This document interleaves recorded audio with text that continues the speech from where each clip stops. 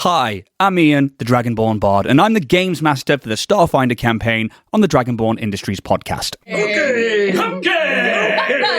Dragonborn Industries, check it in! Go! Okay! Whoa! We're live! We're back! Hi! Let's get real for a minute, guys. I nearly did. Oh, there we go. Jesus. I'm out of energy already. Done. Just stared. Shit, he's getting real, guys. Okay. That's it for energy. The rest of the episode It's just going to be really dreary combat, followed by I don't want no descriptions. I just want it to be like, I'm going to attack with this weapon. I roll this. Okay, I add that modifier. Okay, I'll be like, you hit, roll damage. Don't describe it to me. Don't participate. Don't go. Way to set up. We'll also spend like 10 minutes looking for one modifier for a weapon we've had in our inventory for like the last year, yeah? Yeah. I want this. The thing is, like, I do want to do a stream where we do the most boring D&D ever, where we just spend one shot being like, you enter a room. See how long we last until we have to say a description because it's so fucking dumb. Dungeons and Beige. Dungeons and Beige. Like, please. You enter a stone room. There are 4 doors and some lights. Dumbness and dumbness. That's what it's called. Yeah.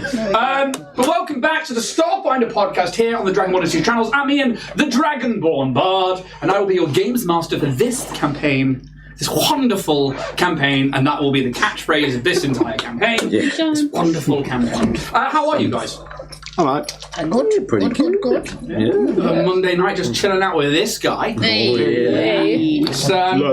We're back. That's it. Hopefully, to all of you out there, I have been playing around with the microphones and stuff this week, so I hope you all can hear me, especially when the music kicks in later.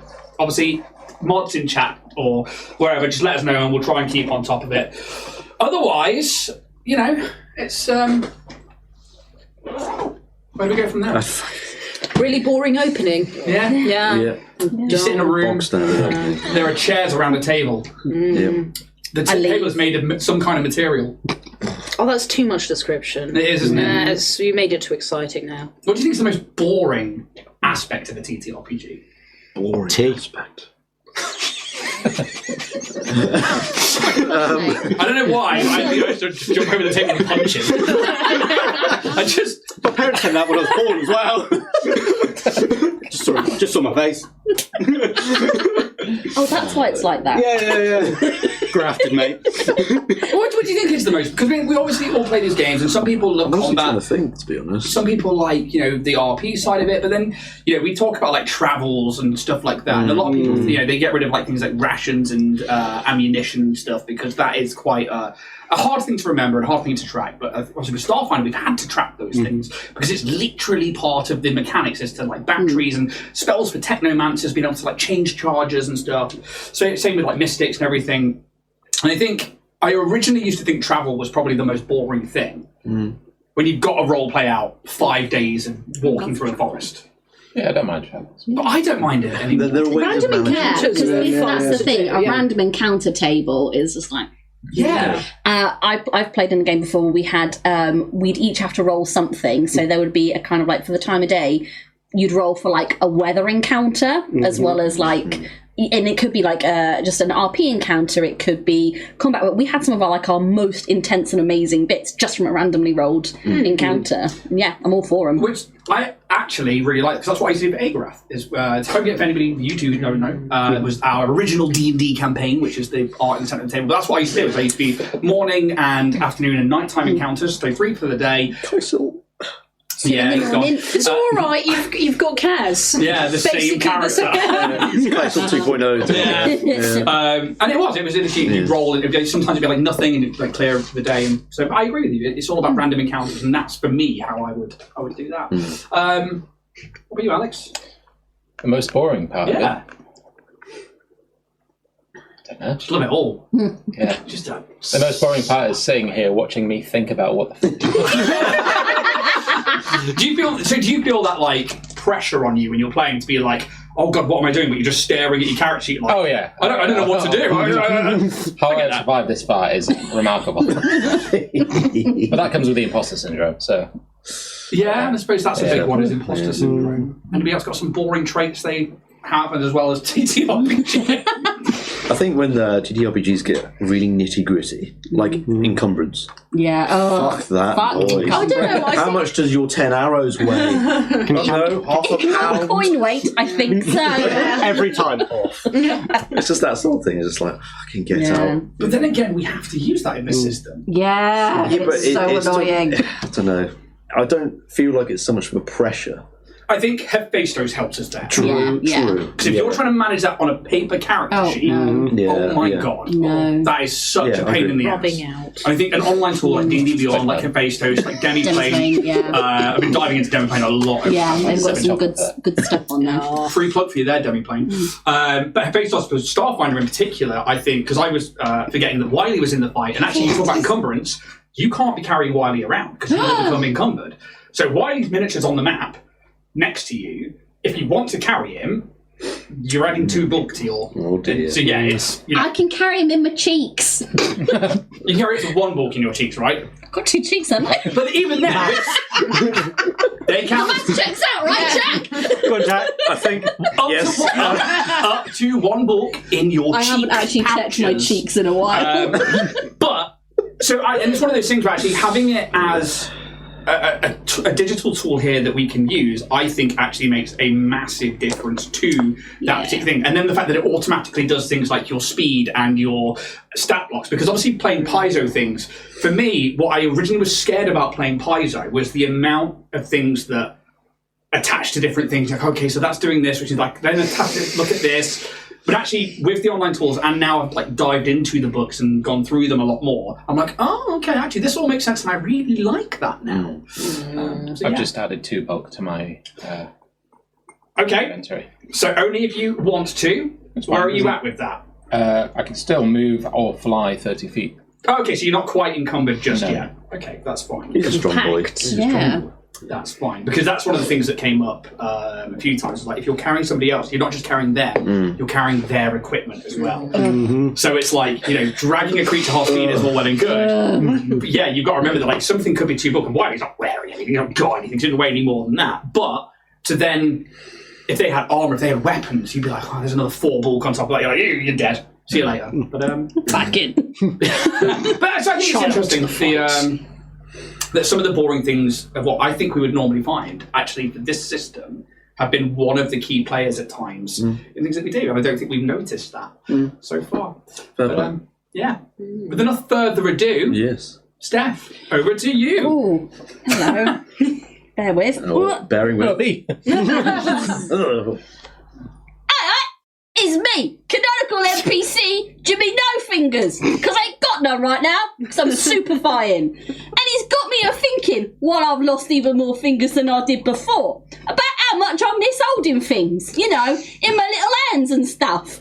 I miss holding things like cosplay items, terrain, miniatures, figurines, collectibles, and I miss painting them, I does. I misses it truly. So I've been linked into the VR set that Space Jesus has set up for us. I've hacked the system. I'm in, and I've been scrolling the net, and I've gone on to www.warriorprince3d.etsy.com to have a little look at the 3D prints what Rich has on offer, just to remind me of Anzia times. I've got a basket full and ready to go for once my superfication's complete, and I'm going to use the cheeky code to the stars from Dragonborn Industries to get 10% off, because it's one thing to be said for Jimmy Two Fingers, he likes a deal. And if you like a deal, you can go and use that code too. Anyway, that's me for now. Hopefully I'll see you when I'm a beautiful butterfly. Jimmy Two Fingers, souping out. Right. Thanks for that. That's right. Oh my god. Blast from Kashoria. Thank you, Steph. Thanks to Warrior Prince 3D. Please check them out. Use that code. Get yourself a little something. And why not, if you're spending money, if you're having trouble behind a GM screen, you're like, oh no, I need to think of things on the fly. Check out Roll and Play Press and their toolkits that you can use to save space and time behind your GM screens. We have an affiliate code, which is Dragonborn10, which you can use at checkout on rollandplaypress.com, and it'll get you 10% off your books, and it lets them know you've come from us. Otherwise, I'm going to throw it over to James. Hello. So for Hello. Never seen it, mate. He hasn't as well. That's the problem. But if you have got Amazon Prime, you get a free Amazon Twitch Prime subscription, and you get it free every month. And it's a great way for you to show us that you love us. And it costs you no extra money. As I said, it's included as part of your Amazon package. You just go onto our channel after you signed in, just press subscribe once every month. Show us you're there, show us you love us. And don't forget to check out our YouTube as well, because we're trying to hit 800 subscribers. We're past the 800. 1,000. Trying to get to 1,000. But no, thank you, James. Show us you're there. Where are you? Show us you care by hitting that little button that says subscribe. Get back in your box fit. He just came out of nowhere. Wow. It's not Thursday yet. Just press the down button. Oh, yes. Not that button. No, Farkas, no. Have you caught up with that? I haven't yet. No. Oh, So much to catch up on, buddy. yeah. Good luck. That's great. And also, please go check out DragonbornIndustries.com if you want to buy some sick-ass merch, or if you want to wear some Dragonborn Industries The Node t-shirts or things like that, or some lovely Stanley cups, which, I've got cold. I've also got cold. Anybody else rocking them tonight? Disappointment. Got nothing. Unbelievable. Sorry. What are you rocking? Coke. Coke. Full fat, no nonsense. The only Coke there should be. Absolutely. I'm rocking a fizzy water with a little bit of blackcurrant squash in it. Look at Mr. Health over there. Squash, mate. That's like very 2000s council estate. And It's Council's Pop. Yeah, It's literally where growing up in Nottingham. That's thrown me right back. Yeah, that's my life right now. So go check out DragonbornIndustries.com where you can pick up loads of cool things. And in all fairness, I also make dice on there too. Otherwise, thank you so much. And I guess if there's... Oh, actually, we're back Thursday at Happy Piranha for the D&D intro sessions. Yeah, which, another session, if you want to come get GM'd by Jack or myself, then have we got... Is it... It's just you two because I did the last one. Yeah, okay. I didn't know if it had gone up to 3 this time or not. I think you're right on you two. Yep. It's just me and Jack this time. Steph's not allowed. No, I'm banned. No girls. Unfortunately, after last time, it has to be that way. Steph caught a few problems. No regrets. And they've asked her to step down for a week or two. Yeah. And if you want to know what actually happened, go to the D&D intro nights if you're here in Cornwall, and we'll tell you all about it. I shouldn't have agreed to let you two off the leash, should I? This is going to end really badly for me. What about me? I'm not there He's to gained a nickname last time. Yeah. And it was And so no one needs to fucking good. say that on the stream, I'll tell you that. When we get a Patreon, though. It'll be the first bit of paid content. Yeah, honestly, we've just hit membership for YouTube, Hey. which I'm not setting anything up yet because I actually want to chat to people and sort out what we're actually going to do for that. But Why? maybe we do some little behind the screens.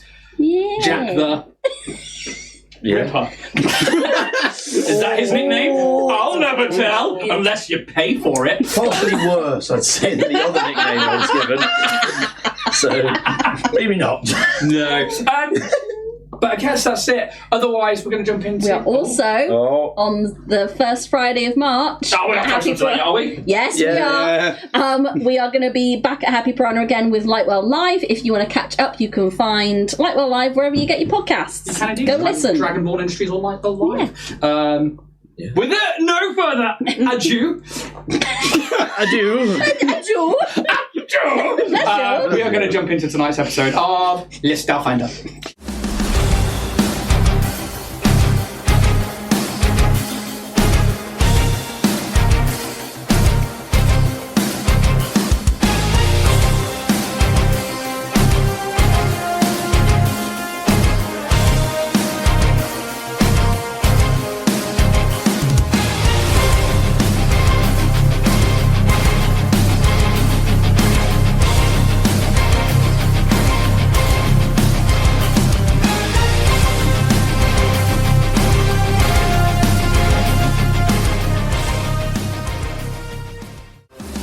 Oh, it's probably going to be a little while. I'm actually going to go to that screen.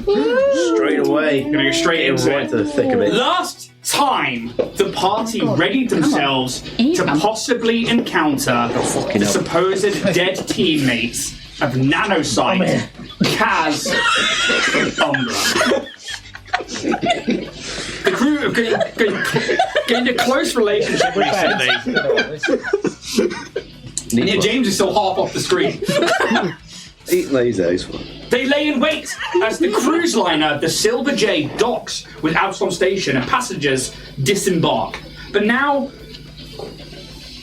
we don't see any Strix or Drow coming off this cruise liner. The party begin to mill around and try and listen out to the passengers and finds one suspicious high elf who seems somewhat out of place, asking an attendant for some information. They overhear this elf asking for their next departure, and the confusion from the attendant that seemingly think the docking bay in question should be closed for repairs, yet on being asked to check again, sees that it is not, and directs this lone elf to docking bay 66. The elf begins to head out of the dock when TJ's Ring of Whispers picks up this elf's real voice, talking on a comm, having spotted Kaz. TJ decides to intercept rather than follow, and in doing so, the elf began to run. The crew chase them, but only Kaz and Pez's drone Bear are able to keep up. Kaz takes a shortcut and beats this elf there. However, as soon as Kaz breaches the corner, a shot is fired from some unseen shooter, and combat begins. And that is where we are jumping in to today's session. As the rest of the crew have made their way into this abandoned hangar bay, and this elf has dropped their visage and now presents themselves as a 6-foot-plus Strix in heavy armour, wielding an array of weapons. Kaz has called out to what he believes is the previous members of his long-dead crew as we come back at the top of the round. And somebody else is going first. Brilliant. I'm going to remove my jacket so that I stop hitting this microphone. Yeah. So all of last session was like as I kept hitting into it with my Zia. So we do that. They're going to spend a movement action, and this gantry begins to move. Uh-oh. Shit. Ooh, I blue tacked it down to stop it from falling over. Take that. Move for a second. That's why you don't make immersive modular maps with battle systems terrain that you can get through a link in chat. And it moves itself over to the other side of the room. Uh-oh.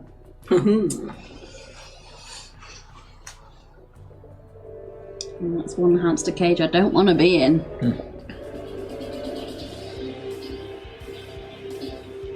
Okay.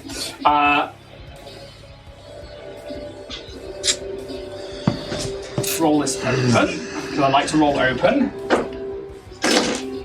Remember that in this fight, this particular Strix, at the end of the last go, released a smoke grenade, which has filled this area around these crates that you've jumped over, which obviously is this big plume of grey smoke that fills this area. So 7 on the dice. 24 to hit. There is no concealment chance to miss. Even with my nano cloud? And with the smoke. Jesus Christ. How much did you say? Sorry, 20? 24. Yeah. Right, everyone get your cred sticks ready today. Yeah, that hits. Okay. Knock the ammo. I've got no creds, only my We're going to take 14 points of piercing damage. None of you hear a shot. This gantry begins to move across the hangar bay, and as it goes over the top of you, you take another round. Which deals 14 points. How are you looking? Half stamina points. Okay. And your nanite cloud is active, yeah? In the midst of this smoke. Okay. Next up, because I forgot to roll initiative for him last time, Wiley. Why? Oh god. Now, you put 2 bulk onto your character to say that they're still on your shoulders, yeah? Yeah. They pull out this small hatchet-style hand axe. They've got like scraps of metal, Good lad. and they are just going to Takes launch it at the back of this guy's head. Cool. They're just like, what's that? And they just throw this piece of metal at him. Let's make an attack for Wiley. That's funny. Come on, Wiley. Where'd he get that tomahawk? Yes. It is a 2 on the dice Oh. for a 0. Oh.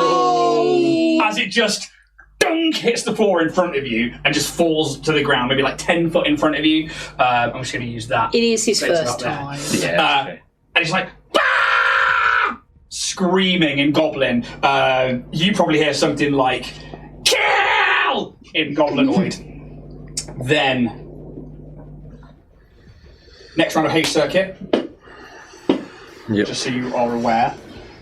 Bruce. Oh, was my go. That's right. Bear in mind you are 1 attunement point in, or 1 round to attunement in. So I got hit by the guy who is standing in the middle between me and the collective. You can see that this staff that this elf was wielding before was actually a massive engined hammer that has a big, essentially, thruster on the back of it, and that's what you heard ignite and smash you in the back. They have put this on their back, and they are currently in the process of pulling out an auto rifle and aiming it into the cloud. I'm going to kind of like, I got a child on my fucking back, and then I'm going to cast Awakened Flames. Nice. As a standard action. Am I within 30 foot? Actually, let me. You probably are. Just going to double check. Yes, you are. Sweet. Just. As a standard action, you elevate the energy levels in your body of a target creature within 30 feet, causing it to combust if it moves. Until the end of your next turn, the first time the creature moves from its space, it gains the burning condition. Fortitude negates. Okay, so Fortitude save. What do you know what the DC for this is? I don't know where to find that. I guess, is it my mysticism? I don't know. Making shit up. So if you click on the actual thing, it might have a DC in there.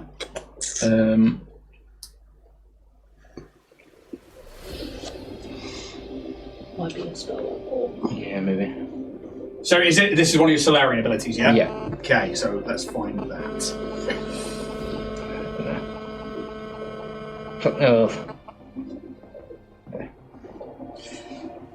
Because you're going to want to know that DC.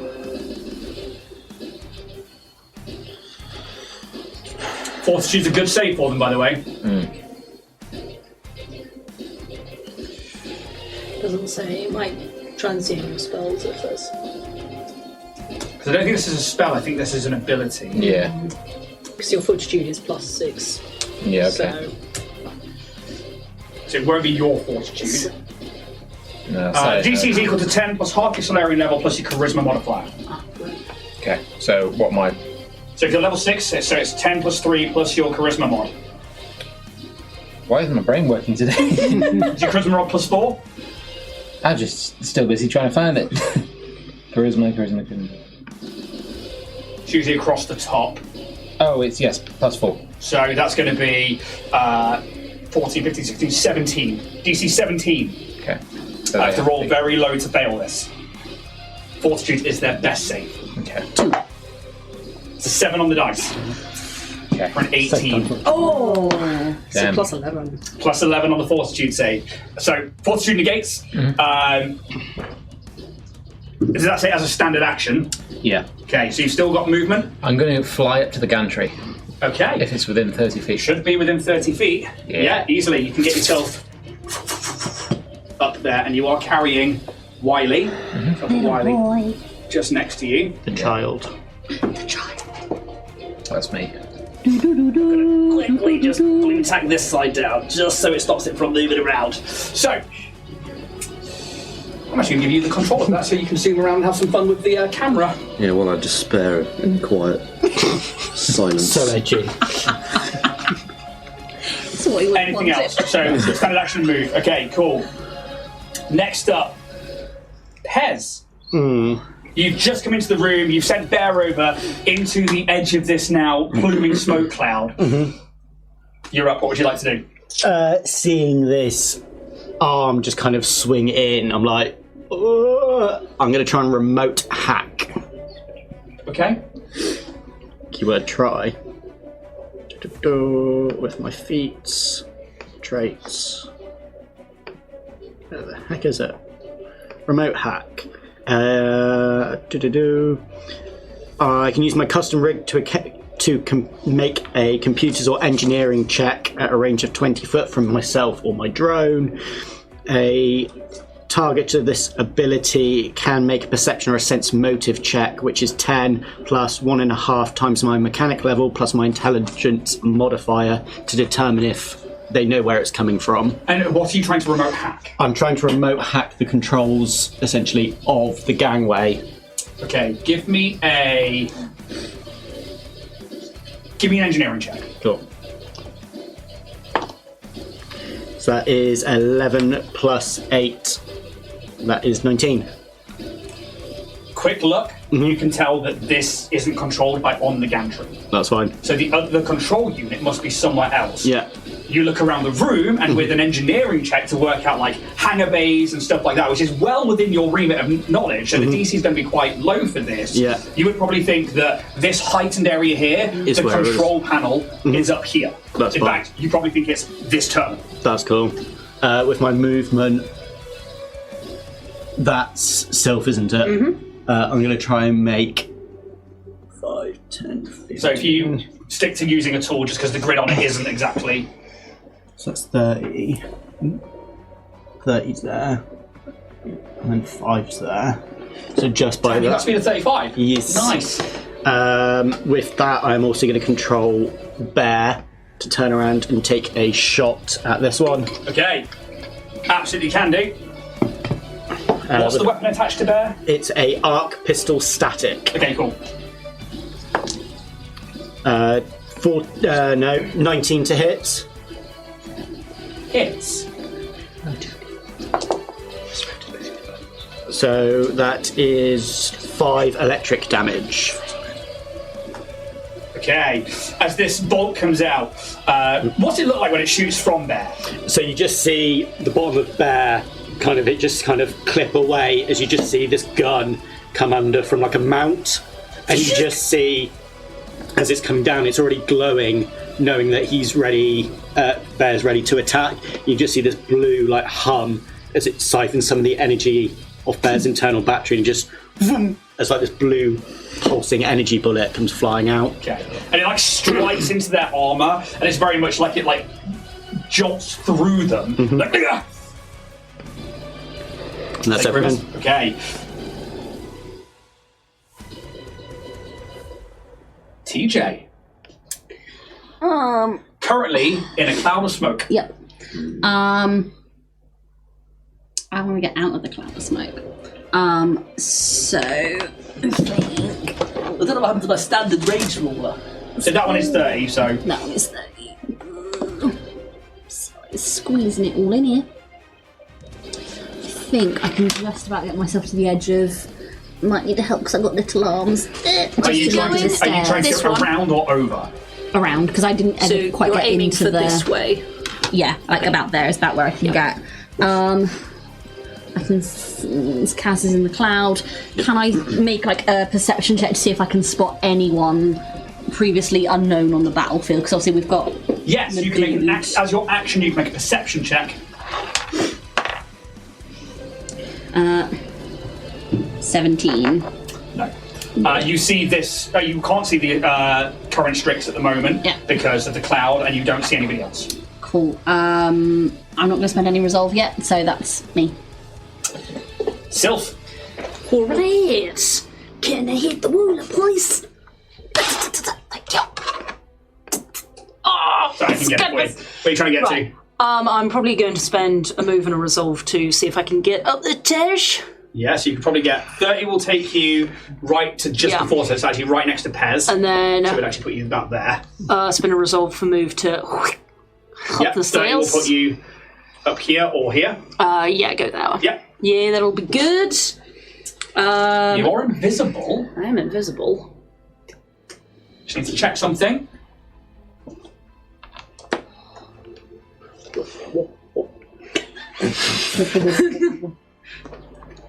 Maybe invisible, but you can hear the wop wop wop wop wop wop.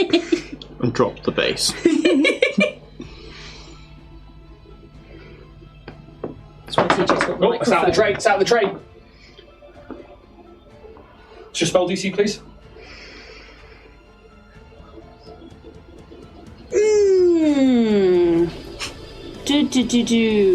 For the invisibility spell.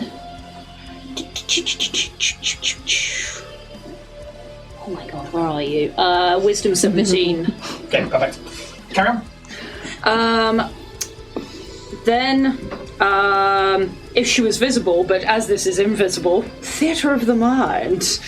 Like, she runs her hand over her pulse rifle. Hello. And if she was still visible, this would be like a dark smoke going over the rifle.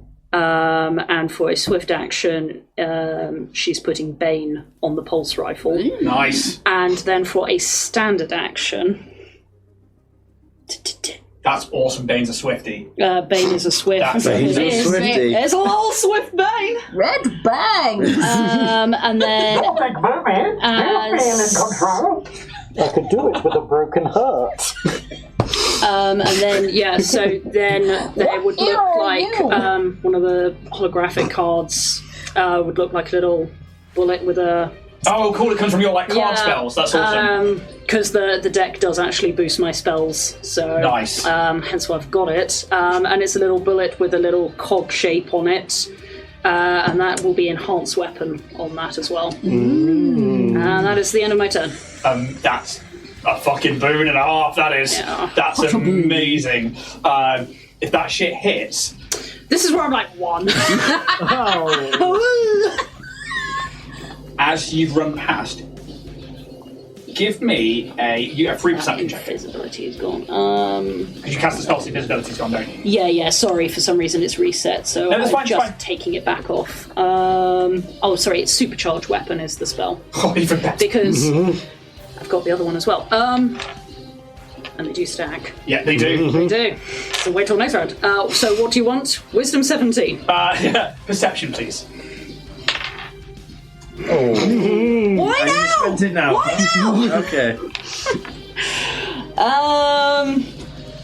It's a 25. For a nat 20. Not very. For Nat nat 20, 20. this is the time I get the nat 20. Okay.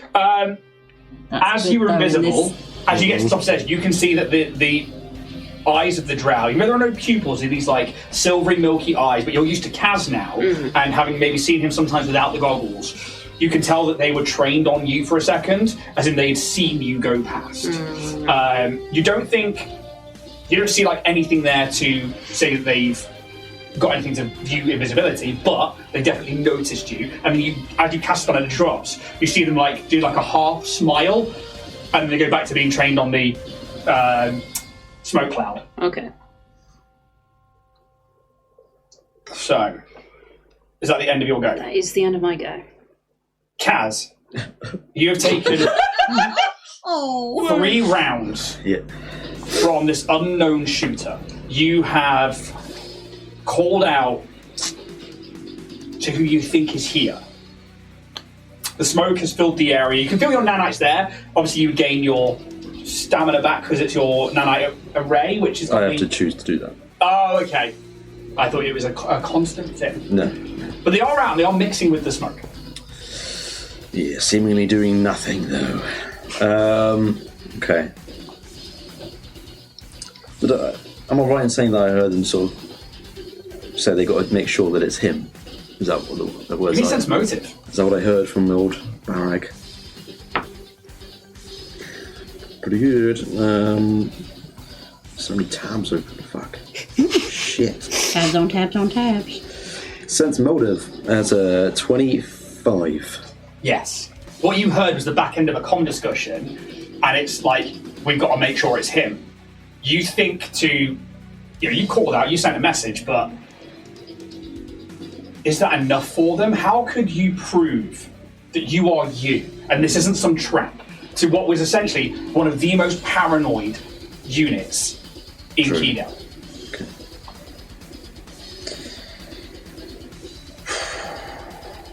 I'm going to run out of smoke. Where are you going? I'm going to run straight for Rag. I'm gonna run to you! Oh yeah. Oh yeah! Oh yeah! Runs. And I'm going to sort of get up in his face. Sorry, they would put you there. You are still 5 foot away. Yeah, and as I There you are! as I do so, I'm going to retract my cloud, and as a swift action, I'm going to start healing myself with the stamina. Yeah. Like you mentioned.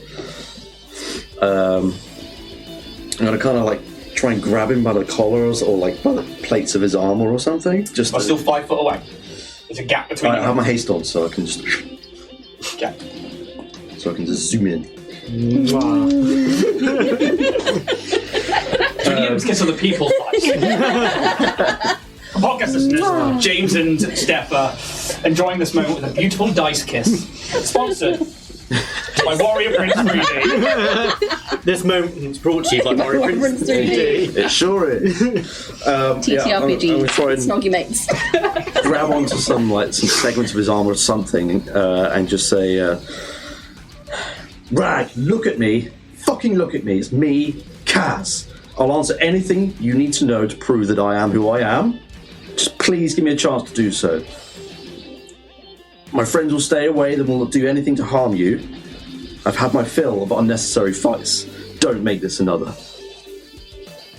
Give me a diplomacy check. Come on, my boy. Come on. Fucking camera's gone again. Yeah, hasn't it?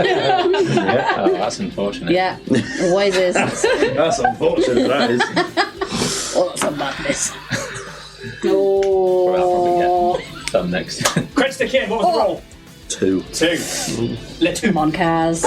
DOS. Come on. That one. Better, but probably not as great. 16. 16. You grab, and you can see this, like, Me? Not bad. it's like as this, like, as Barrow was going to literally, Barrow was literally bringing up this auto rifle. You, like, put your hand on it, you then, like, grab the armor, and, like, you come in, and it's like, that's the speed I remember. And then you say this, and he's like, oh no, but they want us to check it's you. And I'll say, well, let me prove it then. And then, like, you can, well, any of the wounds that I've taken, you can see it will start, like, stitching up. And we'll sort of, like, try and make a sort of scene of it, seeing the nanoids make it do its work. One success. Oh. Brilliant. Fucking great. Okay, I'm assuming you could count that as an action for me to sort of... No. I mean, you know, if you've still got an action, you know, talking, you've not said much out of the way of 6 seconds. Okay. So you've done a move, and you've Swiftied. swiftied, Yeah. okay? Yeah. And then you did another move to get up, because you've got a circuit. It's one move, but my speed is doubled. Cool, perfect. Okay, and then... I don't know. Come on, show us some of the old tricks. Get your cock out. Not an old trick. I mean, I haven't got technically Cold out here. got this weapon, but I'm And he knows how to use it. going to get my tacklash out. Oh, is that what I'm calling it? Whoa. He puts a ring gag in. Don't make this what it isn't. I mean, can I make an attack with it? Yeah. Oh, okay. Yeah. You've got a base attack +1, so you can take a weapon out as you're moving. That's yeah. fine. Yes, you can. I'm going to sort of take a step back, as it were, but still 5 foot in, and just go and sort of maybe try and trip him up, but not actually trip him up, just make an attack. That's a cocker, that. That's a natty 20. Okay. That's not really, that's when I need it. That's when I need it. So it's 27. EAC. Hits. Yeah. Fucking big old D4 here. Big old D4. Your old friend. So that's 14 points of electric damage. And you watch as you like. Maybe like wrap it around his waist and just pull it tight so he kind of like just It doesn't like. It's zaps him. like. Ah! Anyone could use one of those. And he like is just looking at you, and like in this moment, you see your old friend. His face is more heavily scarred on one side, and the right eye is a little bit clouded over more so than normal. But unmistakably both character traits, personality, physical prowess. Yeah. Looking a little bit more buff than last you saw them. Yeah. But this is Barrick. Alright, that's me done. Okay. Chocolate. Jackie, my little treat. Barra will Fuck me up. So.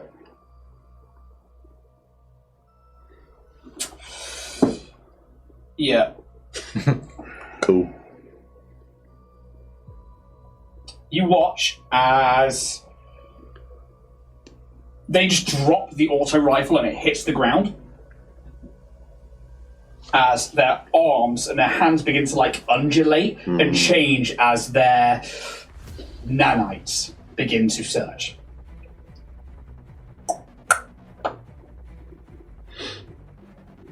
The hammer from their back almost like disappears and then goes up through the arm. The tacklash falls off. But we gotta be sure. Bring it in. There we go!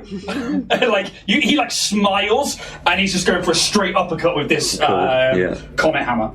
And Comet hammer. You got some weird friends.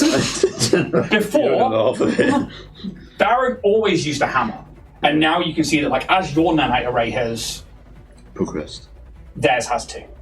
And it's as like it's coming up, that's when it's like forming in this engine springs to life. Oh, it's gonna hurt.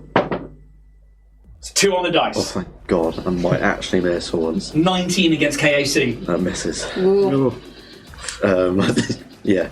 Yep. Okay, double check he doesn't get a boost to that. Don't do this. Come on. Anything else? Big game.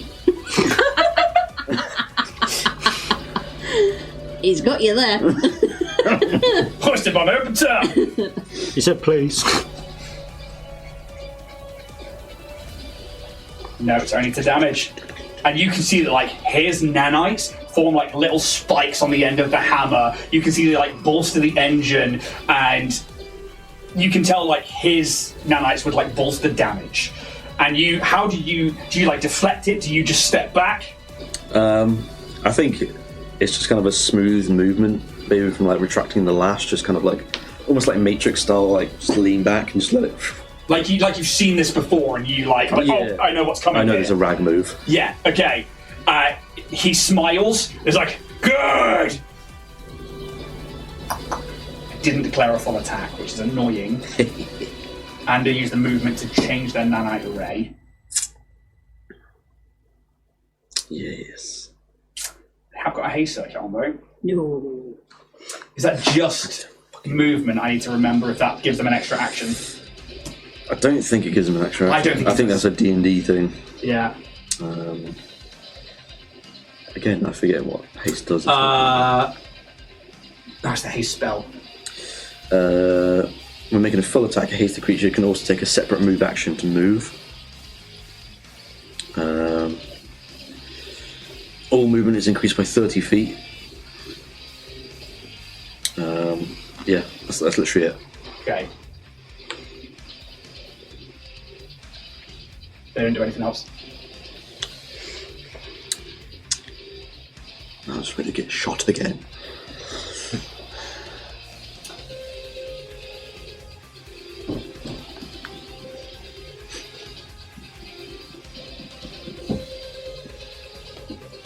What happens, eh? Mr. GM? Okay. Mr. GM. Mr. GM. You said your friends won't attack, didn't you? I said To Barrett. they won't attack if I... Kind of like it. If we agree to all calm down and I'll answer questions and I'll do whatever. Okay.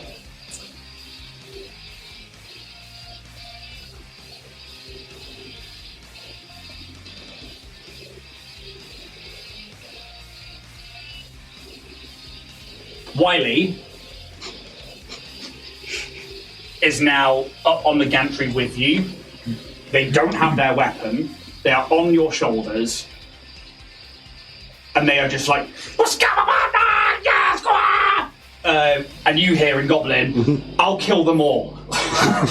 Goodbye. Maybe no. They can't do anything. Thank God. Bruce, you're up. Do you say there's a Vesk on the gantry at the top there? No.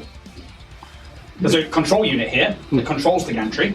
Oh shit. So where was the sniper? What have I missed? Kaz saw something, Okay. but it wasn't called out. Can I make a perception check to see if I can spot anything on the gantry? On the one you're on, yeah? Yeah. You absolutely can. This will be an active perception check.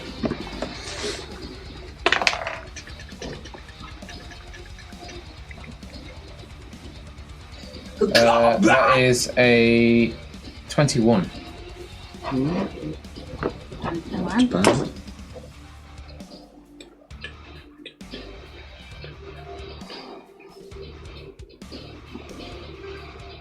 Oh, you don't see anyone.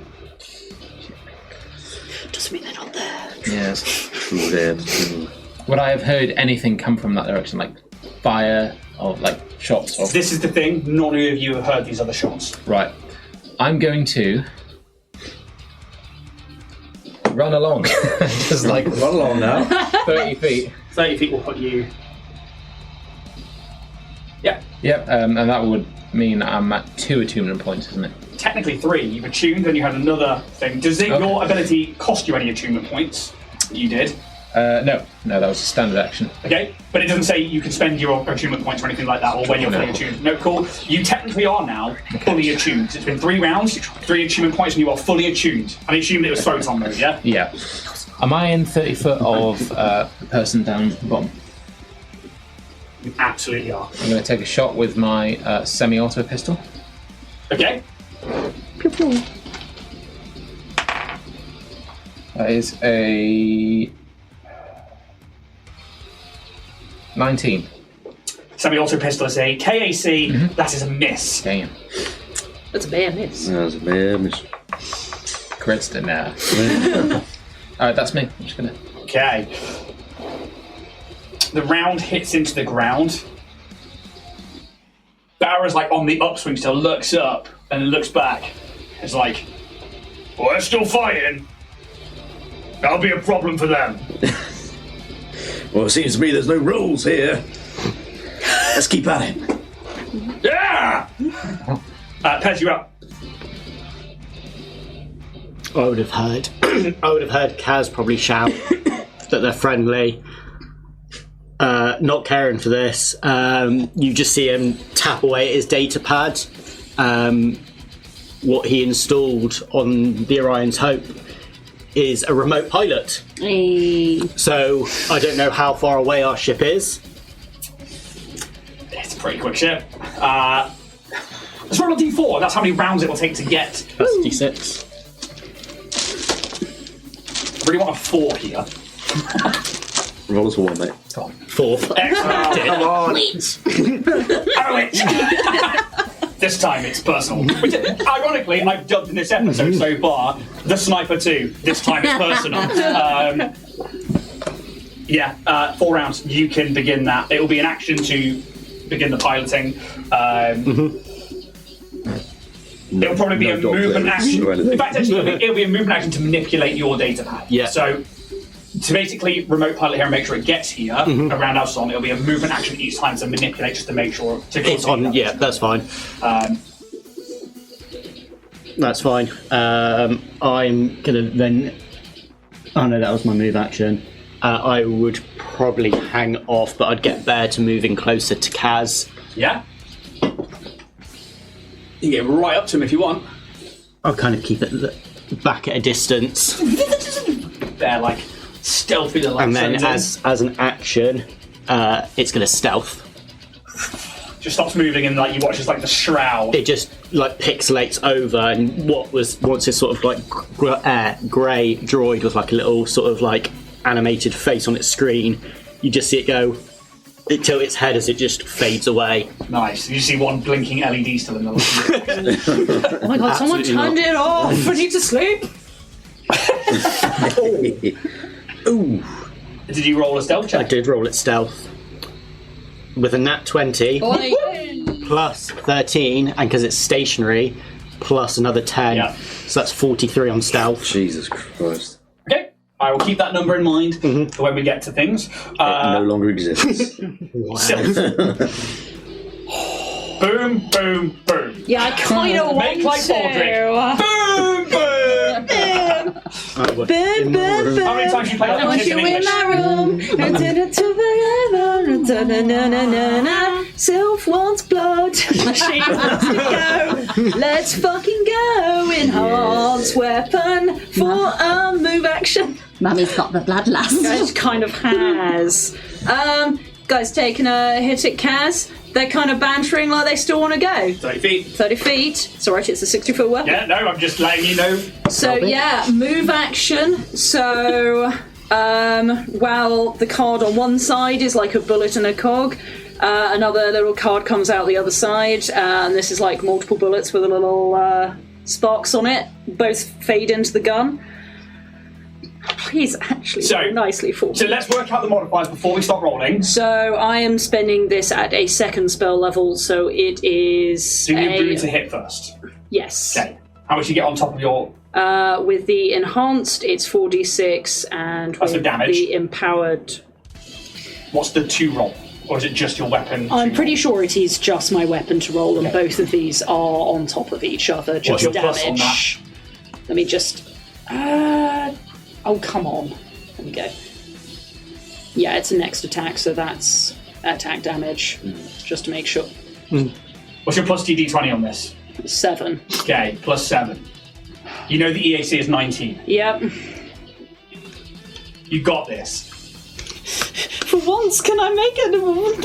Because this is like 2 stacked spells for damage. I really want this to hit. So do I. How many crack sticks you got in that little thing of yours? I mean, I said I wouldn't spend them in my head mentally because they're calyxes, not six. Spend them because it's cool. Yeah, but I really, really want this to hit. Got that 20. Oh! That's 20. You got to say, I'm a witch. I'm a witch. We'll cut that out later. I'm a witcher. 27 to hit, and it's a plus d6 on damage, so that's Okay, so plus 12 d6. first of all, are there any critical hit effects to that weapon? Yes, there are. So What's the crit hit effect? both the weapon. This is the thing. It's weapon and the bane. So They are. what's the yeah, weapon crit effect? The weapon, if it's weapon so. The other one does the damage. Oh, The other one why deals does the this pain. not register my scrolling? What's the weapon? It's a vortex pulse rifle, so a well-aimed shot can overcome the target with a wave of nausea. Vortex rifles can also be used to generate enough force to break down doors, walls. Sonic shotguns. Yeah, it's a sonic shock. And Is it Bane, pulse, is it? it's the pulse version, yeah. Nauseate. Yes. Okay.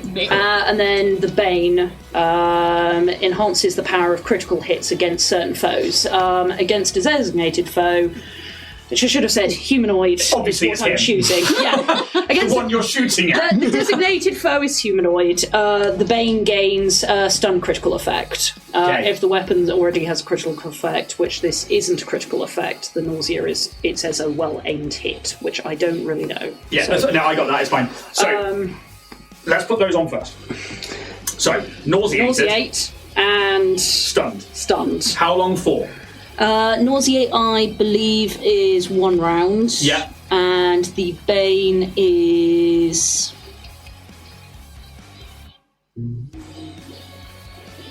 When you add this fusion to the... It might be up in this section. The weapon, blah, blah, blah, blah, blah. I get the feeling it's also going to be a 1 round thing. Because it Usually doesn't on a D4 say... things. It doesn't say to roll anything. So on the assumption of not rolling, it's a 1 round. Weapons of fusion. The ability installed. Okay, I wonder if it's actually... Set the type 1 selected creature. Yeah. Stunned. It will actually say for a certain amount of time. Everything you're holding in can't take actions and you are flat-footed.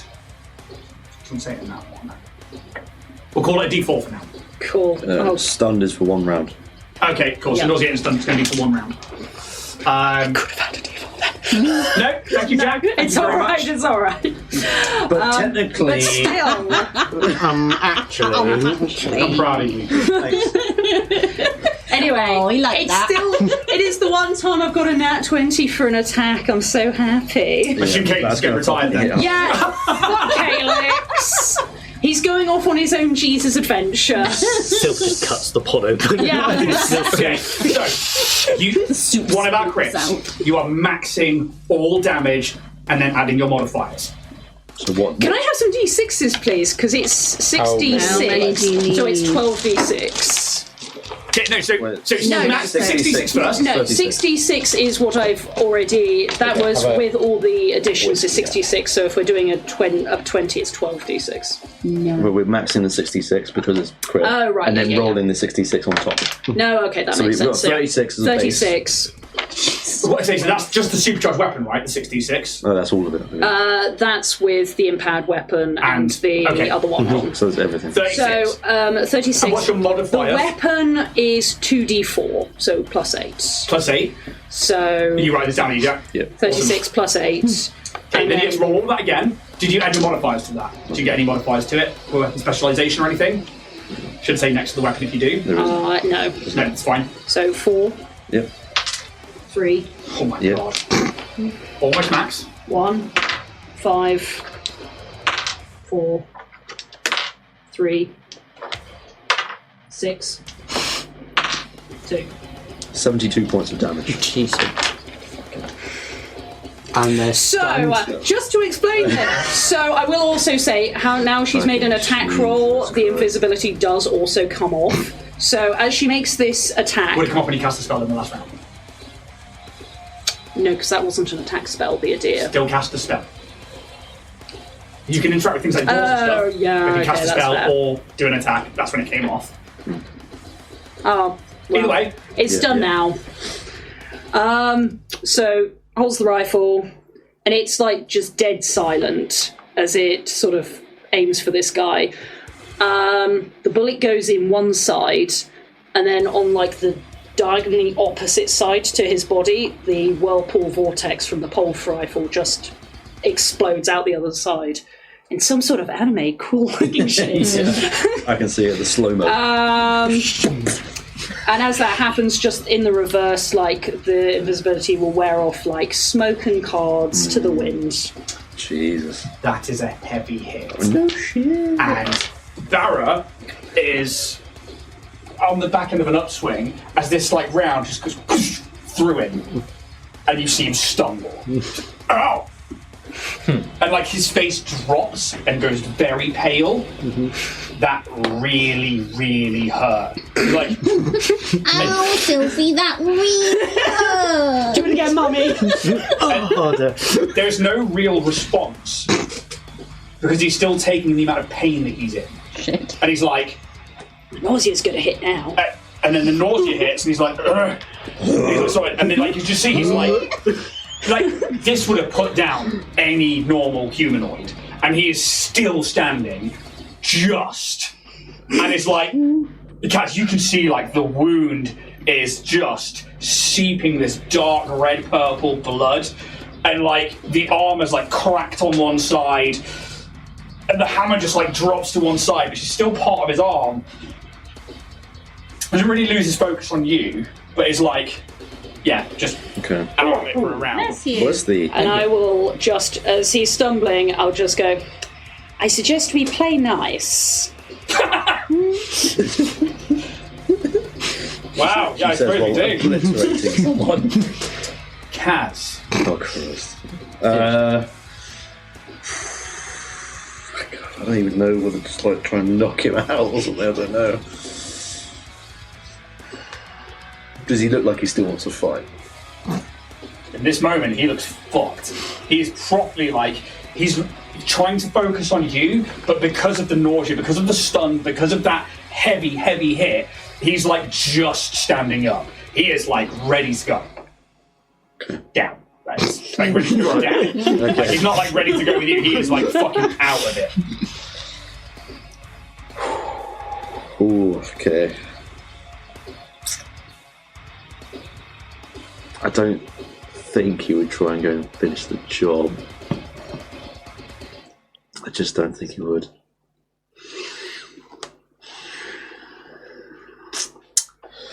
Where did I have the inkling of some other person, maybe? The last time you thought you saw them was at the top of this ladder in and around this area somewhere. Now, with invisibility, you don't get a precise location. You just get a sort of rough area. Okay.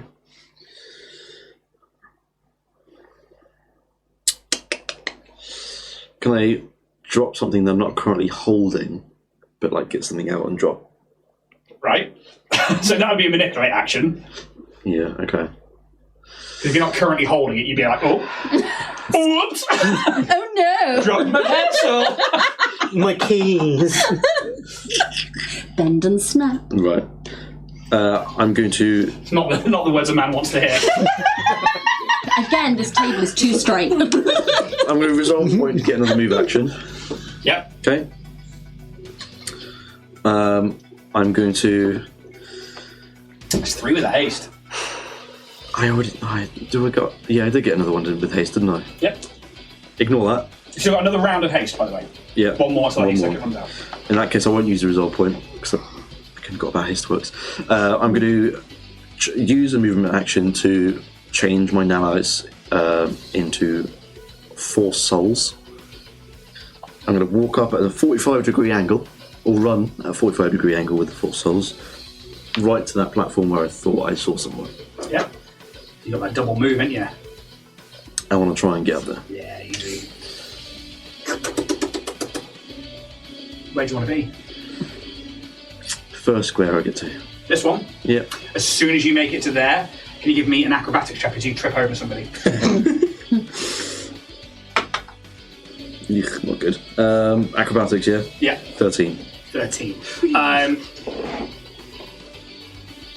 You make contact with someone. I'm not going to knock you prone, but they're going to reposition you into the corner. Okay. As you Clearly collide, stumble onto like something. knee into somebody's space. You go, and then like you hear like a heavy weapon being moved as they like a hand comes around your waist and like forcefully pushes you with your momentum into that space and almost like bases you away. And as you come back around, you can see like the invisible outline, like Predator again, and this large rifle of a figure. Okay. I will then use it. My second. I've just done that to move. You get a movement bit up there. Second movement was to. Yeah. You know what? I am going to resolve point movement action. Cool. Fucking why not? I'm going to change my Force Souls into my sword, and then make a standard action hit. Try and hit. Go for it. Whoever this may be. $18 KAC. It's a miss. What's a bad miss? It's not a bad miss. It's not a bad miss. It's just a miss. Just a miss. As We won't be pleased about that. you go to hit, and they just move in a very swift, fluid motion, and just seem to like you with that same dodge of Barrack's weapon. They do the same thing with you. Okay. I think I'm just going to sort of stand there poised and just maybe speak out. Show yourself. Face me. Do a diplomacy check. There's a difference in the DC now. That joke, that one. Oh. There is a difference in the DC because of where you are. It ain't gonna fucking matter, boy. Hey. I've got +2, it's my worst thing. Oh, man. Thanks. I need it. We'll see what happens on that turn. Anything else from I'm yourself? done. I'm done.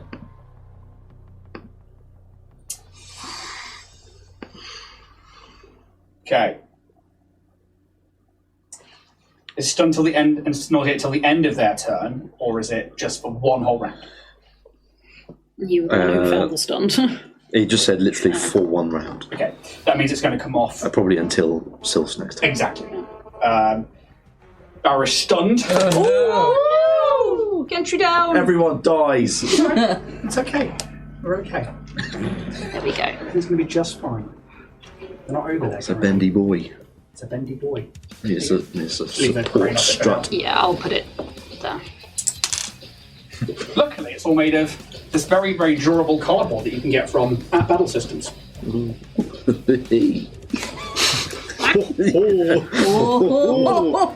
now. I say.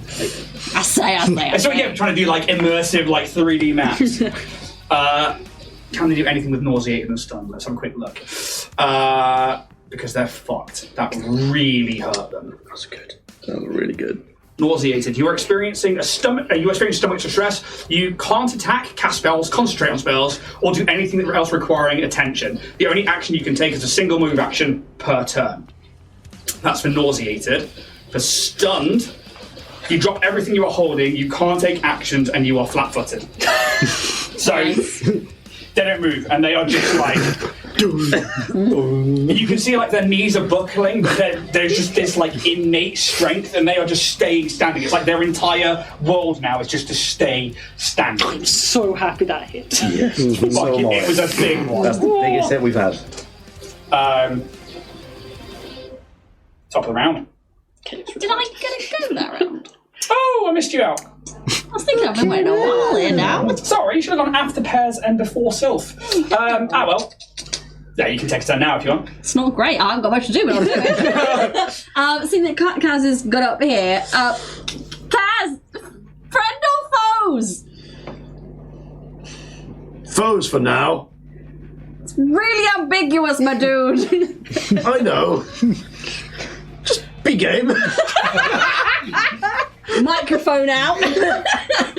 TJ is going to be game in the only way he knows how to be game, because having seen all his friends die recently, he knows how badly this can fuck up a man and doesn't want to do this to Kaz. So he's got, his name's Kazumbra. He don't own a printer. He is a Strix boy. He had his wings torn off his back. Oh, but my God, he can attack with all his nanites that make up himself. Kazumbra's your friend. He can be again. Yes, it's Kazumbra. He can be your friend.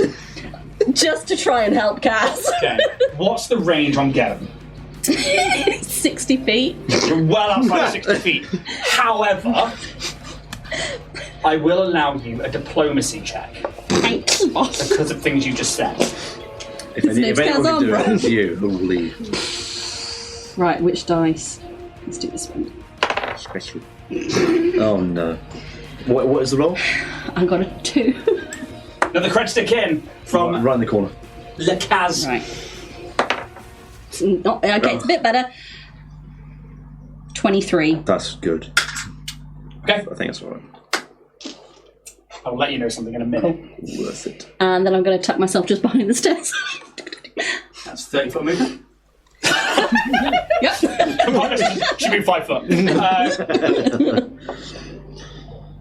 You watch as the field of invisibility begins to fall, and you are faced with a very familiar face.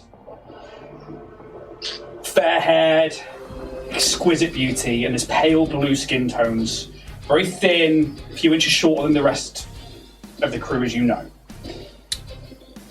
Very smart, intelligent eyes. It's Felina. Looks at you, and there are tears. There are like literal tears rolling down her face. That is another success. Yeah, no.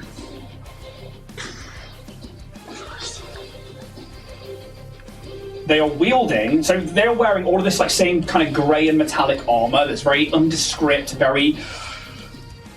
it's very generic and very designed to blend in most places. This invisibility drops, and you watch as the sniper rifle begins to dissipate. You see that there is a heavy scope on it and a suppressor. It begins to nanite away. Nanite away. Nanite away, nanite away, nanite away, nanite away. As in its place, a spear. think Kaz looks almost sorrowful, like seeing the tears, just like Oh. furrowed eyebrows, a little bit of like emotion. But then seeing the spear come up, I'm like, Don't be scared. Girl. Kiss districts.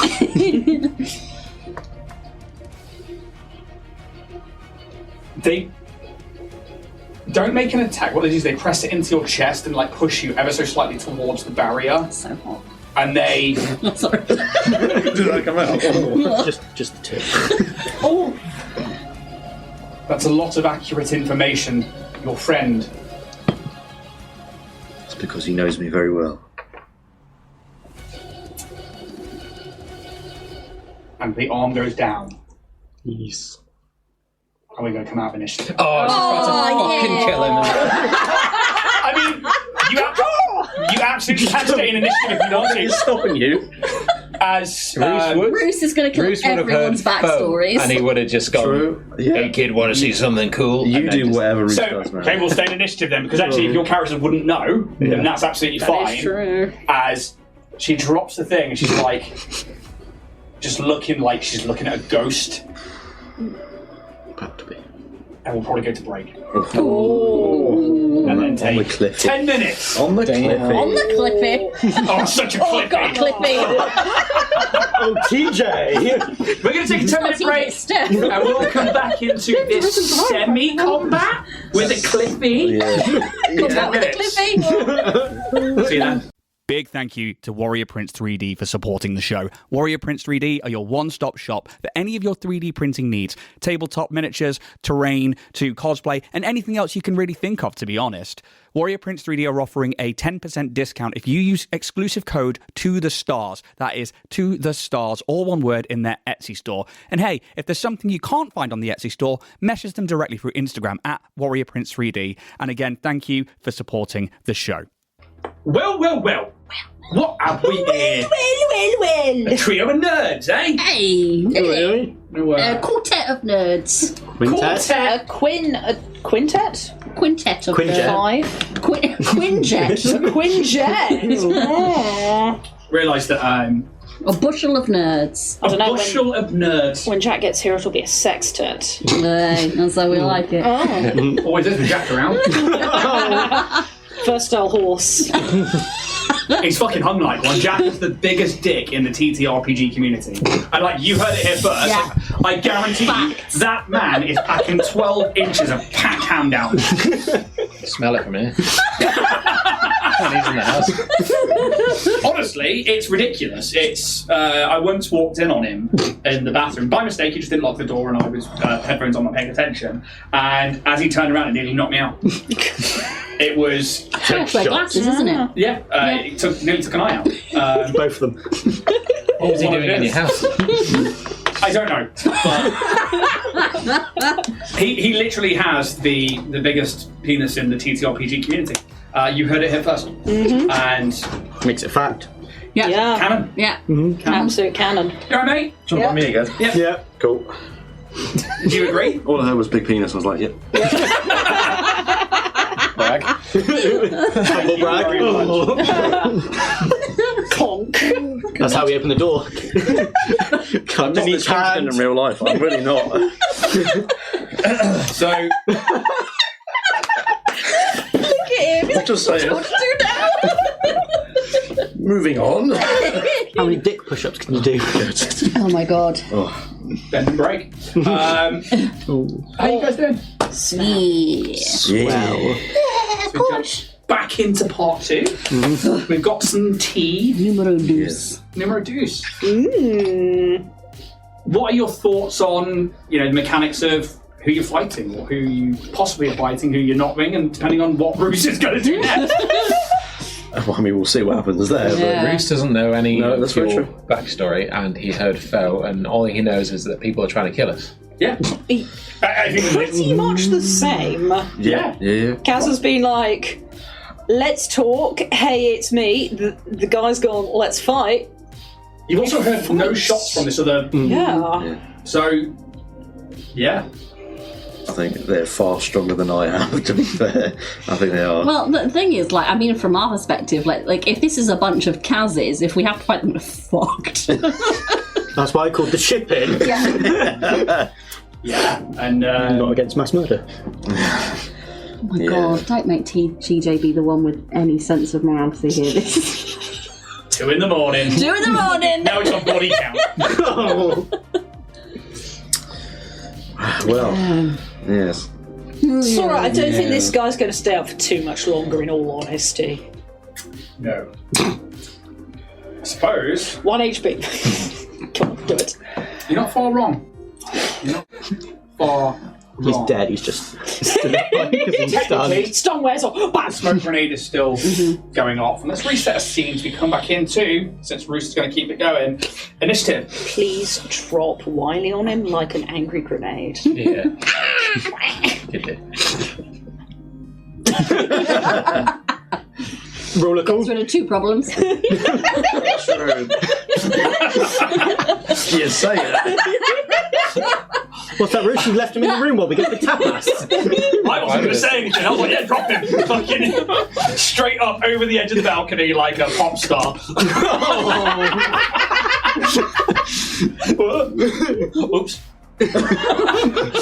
Goblins are wriggly. Because they are Bounce, boing. 10 foot away, well, 15 foot technically away from the edge of that. So you have to give them a little push. I don't know if I do want to throw my child. Also on top of your head, that's a 30-foot fall, just saying. Okay. It's Wiley's go, isn't it?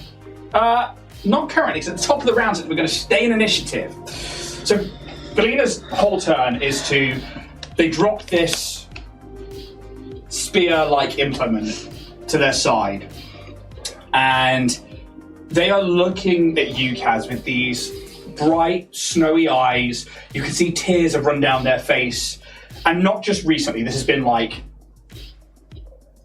Must have been the entire fight. Aww. And you see her and she says, that's a lot of accurate information.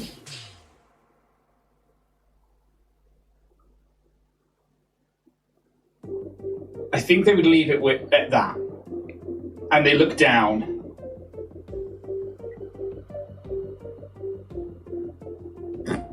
Towards Barra, who's like, and you see her sort of like, yeah, okay, that's a problem. Then,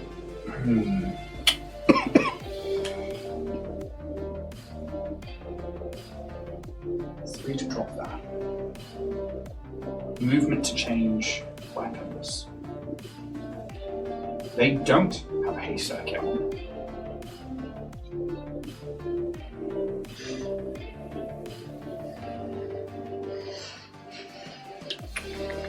Barra, it's him. Swaying. Honestly, like bleeding out and swaying. Barra, your friend hit him good. Wiley is going to try and leap from you and jump down to you. Okay. As they're like, Wah! You can make a reflex save to try and. I could do. I'll No. Yeah, do you want to let them jump it, or are you going to try and stop them from I'll jumping? try and stop them from now. Okay, so you're going to make a reflex save. They're going to make an acrobatics check. He rolled well there. Going to deal with the problem. Bye, Wiley. Fine. Plot armor. Funny so for that. Yeah. Okay. Bye, Wiley. How many HP's he got again? Not 6. many. Does not have acrobatics. Just gets to add dex. That is a 17. 18. They go to jump and like you just whoa there. Okay. And like and they're like clawing through the air to like try and get at this individual. That's the end of their go. He's got his angle just there.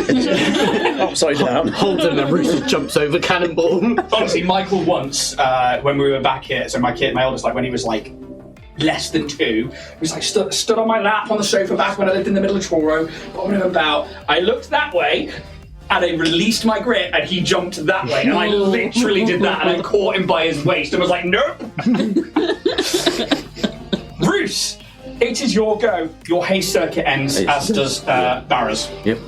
I'm gonna kind of just. No, you don't. And then I'm gonna fly down straight into melee with. Like an angel of death, brimming with solar energy. I'm not going to solar flare. Choice. Yeah. Just a hole where we It's a goblin, like, we just see this flame erupt and it just turns into a skeleton. How'd you like that, kid? Kid? Just ash. and his knife. And yeah, I'm going to make a swipe with my solar weapon. Okay, go for it. You haven't said anything. That's what I haven't really 16 had to a chance, hit.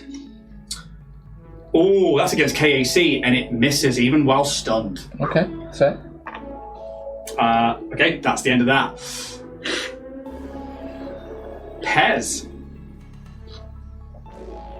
You see this character is just like, still like, and they're starting to like come around, but they're still out of it. You see Roos like catch Wiley, and he was screaming like, "For Dad!" And then, Oh, bless him. Bruce, he called you Dad. Oh my god. it's happening. We're bonding. I am going to run up to one that's. Wasted 2 nat 20s there, by the way, by rolling some dice. Oh, yeah. Dual natties. Good. I am going. Both of them. Just one. I'm going to run up to the one that is stunned and try and restrain him. Okay, so you can run right up to the back of him. How are you trying to restrain him? Are you just like grabbing on? I'm going to try and grapple him down, so take him out at his knees and then just force him to the ground. Okay, cool. So you get to make a athletics check, which will be against his athletics, which obviously will be affected by this stuns and stuff. Still good though. Yes, no. What did you roll? 18 minus 1. 13 plus 19. Jesus. And this is not just like them fighting back, they're just bigger than you. And it's like a kid trying to tackle their bodybuilder uncle. It's just like, you just hit into him. And like, all of his effort is going into just staying standing, which is why you don't actually manage to knock him down. It's like his feet are firmly planted and like his entire being is about being a tank. So is rushing an action as well as movement? Bull rush is that, or is that... Or is it charge? Both are full actions, I believe. So you get to move up to your movement speed and then make a melee attack, or in this case, a grapple or a combat maneuver. If I'm wrong, comment on the internet. With that, I will probably just leave Bear where she is. Yeah, I wouldn't do anything else because I'd have been trying to. I'm just trying to still pull them down. Yeah. Even though I'm clearly not good at it, I'm just trying to get them to their knees to restrain them. As TJ, Hello. we happen across your turn. We happen across it. If there was an order, it is now at your go. Restored. I mean, I can see what's happening up here. Give me sense motive, just to be safe. Sure. I was going to say, would you like me to sense It's it? a low DC. Oh, it's very good.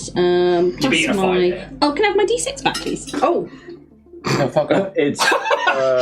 is it that one? That's the one. Okay. My apologies. 35. You've been around enough to absolutely see this person has dropped their guard, and you can see they're like on the common looking down like, Barra! And you can now see like the concern on their face. You can, it's like Barra's being like smashed into, and it's just like still stood there. But like what you see is like Roos still miss as this guy sways. Yeah. Pez is trying to grab them. I'm going to use my movement and then spend a resolve to get more movement to get me as close to the team as I It's going to can. hit you around there. And then 5, 10, 15, 5, 10. Yeah, you can get right up to them. Lovely. And I'm going to be like, ceasefire, for goodness sake! What are we, animals? And I'm going to like just get out a serum and it into this dude's thigh. It's a D8, isn't it, or a Mark 1? Yes. 5 points. You've got them here if you want to. I've You've done rolled that it. one, There we yeah. go. I've moved them all over here because we're just all over the table. So for 5 points of healing. Okay. Better than nothing. It sure is. And up to 6. Up to 10, I'll give you that. He was on 5. He's not weak either. He's got a lot of hit points, and you guys really gave it to him. No, still. Yeah. Did it right. You can see that that begins to start bringing him round a little bit. He's still not quite there because we're not quite at Silksgo yet. But you can see that you put it in and that wound begins to close.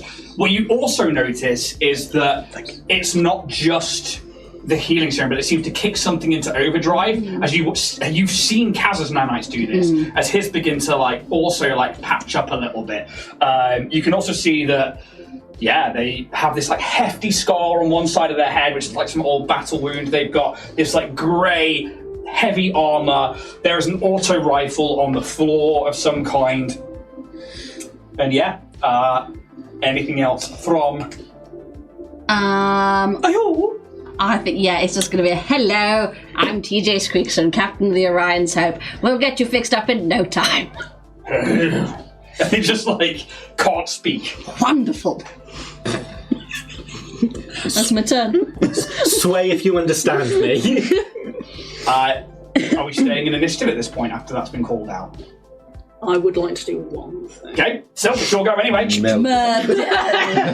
him out. As your round comes into effect, this is where you can see them the swaying stops, and they're like. I don't know whether it's going to be at the top, but anyway, regardless, can he make a will saving throw? Absolutely. 16. Surprisingly, not his worst save.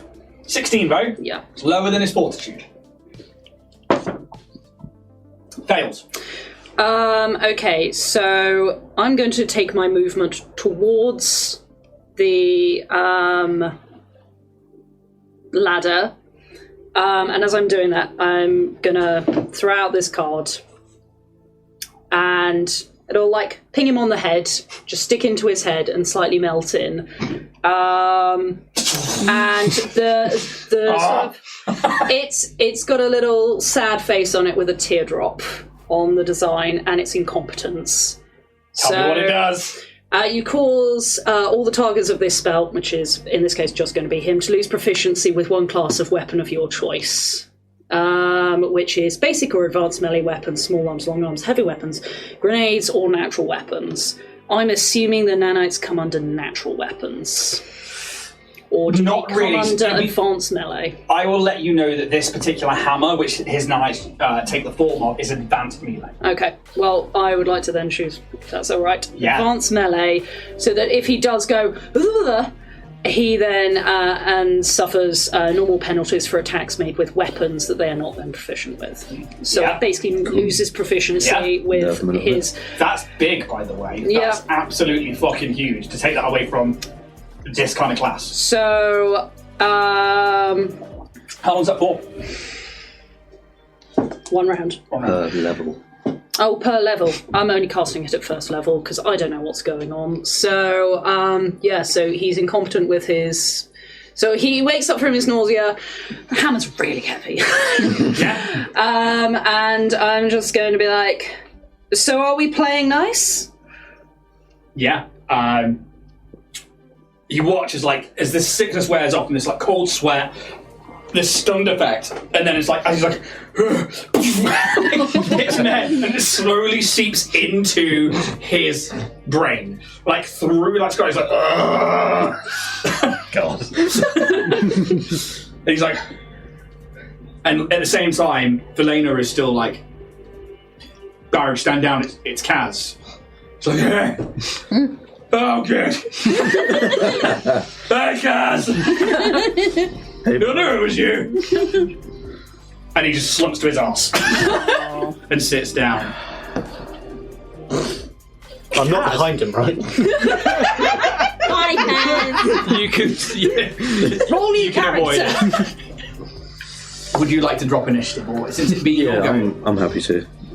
Did Lena actually dissipate her spear? No, the spear's still up. She's put it to one side because your friends haven't stepped down. Yeah. And in this moment, as everybody stops, falls back in, but she's you Eric, you good? Yeah, I'm fine. Ow! I knew you would be. There, Kaz. How you doing, man? Oh, bit better. Haven't we all? Somebody like to explain to me what the fuck is going on. These two are my old crew. It's been a long time. And they've opened up by attacking you. And it's like, as like, I suppose, no, it'd be Barrett. He would go, we had to be sure it was Kaz. Yeah, anybody can pretend to be someone, but you can't replicate what we can do. Certainly can't. I'm just going to give you just a little bit. You've done so well, dear chap. You're doing great. And do you know what? I think you're feeling fantastic. And I'm going to try and use my my envoy improvisation. Kiss it better. With only a token medical effort, you can convince allies they've recovered from recent injuries.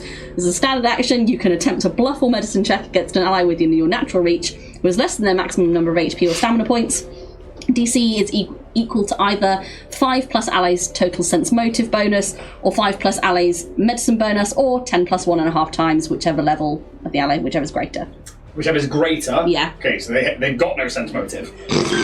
Oh, so Taken out of him. Whatever's greater will probably be their level, which is 7. So 10 plus 1.5 times their level. Which is rounded down, so it's 7 plus 3, which is so plus 10, so it's a DC 20. Okay. 38. Yeah. And what, pray tell, does Kiss It Better do? Kiss it better. They gain HP equal to 2d8 plus my charisma modifier. Oh my god! Wow. And then 1d8 temporary HP for every 4 levels of envoy above 6th. But we'll probably never get there. So for now, it's bad. Well, 8, 9, 10, 11, 12 points of healing for them. I don't feel better. Just rubbing his thigh, be like, "You're doing so good, buddy. You're doing so good." And he like turns around, he's like, "One of you hit real hard."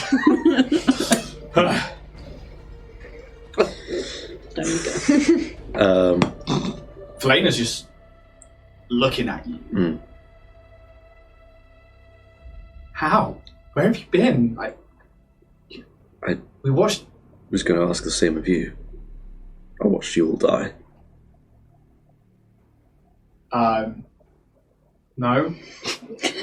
You died. That's not how I saw it. Our ship blew up. Yeah. I was ejected into space along with all of you. Yeah. Luckily we had our suits on, so it lasted for a little bit, but the shrapnel of the ship ripped you all apart. And I went unconscious. You're going to do sense motive? Shall I call off the Orion's Hope? It is one round away, and you can probably see it in the distance, guns glaring, full of charge. But it only would get it there as. Yeah, no, bring it in because we can probably chat on the ship. Good Make call. coffee. I don't fucking need And it. there are biscuits in the cupboard. So. Spag. Some Spalding creams. Sauce of salad as well. Spag and wheels. Spunnox tea cakes. Oh, dear. Spink wafers. There's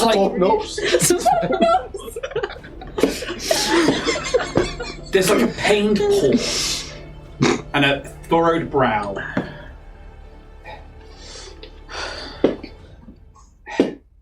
Station security will probably be here soon. We should find somewhere to talk. Yes, we probably do need somewhere. Funny you say that, coming in. And you see the Orion's Hope. And you could almost you couldn't bring it into this current docking bay because there's too much in here, but you could essentially turn it on its side so the top hatch would be able to breach with the container doors. And we have a ship of our own if you would like to speak there, of course, but I understand if there's any trepidation still in your mind. You got your own ship now, have you? Captain Kaz, is it? No. Yes. You know me well enough, Rag. That's not who I am. Felina looks to you and is like, presses something on her data pad. Give me a computers check.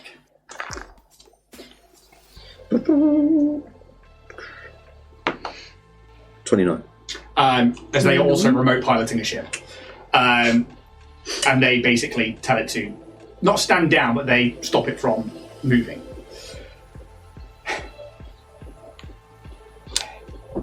I suppose if you'll have us.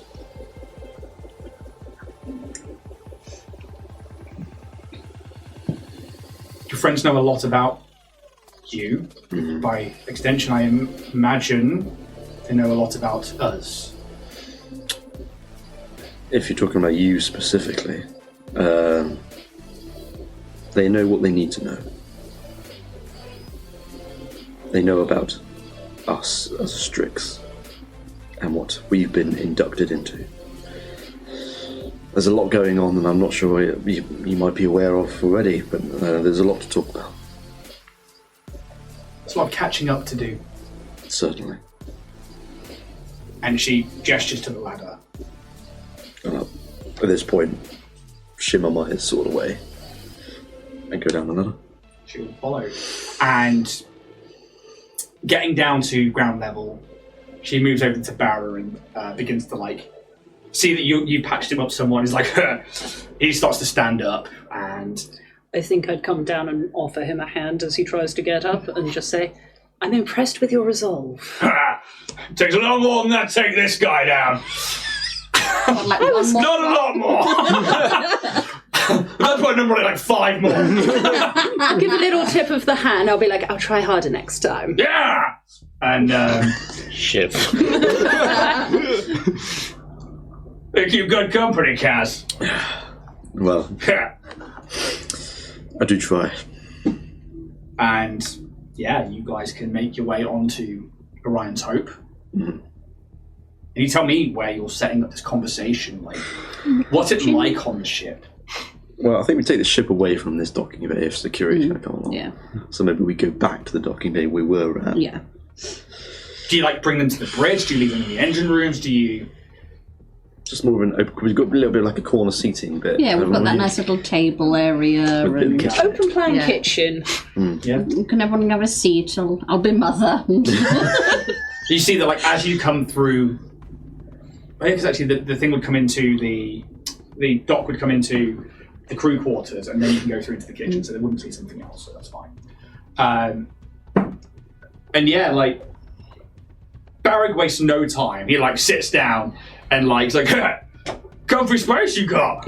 Make yourself a home, man.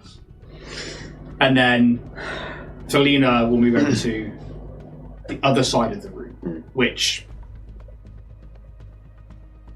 for you know that's sort of semi-tactical. It's something ingrained into them to Keep be some space. yeah, other side of the rooms, flanking Don't be positions. too close. Kind of Exactly that. And, old habits die hard. Yeah.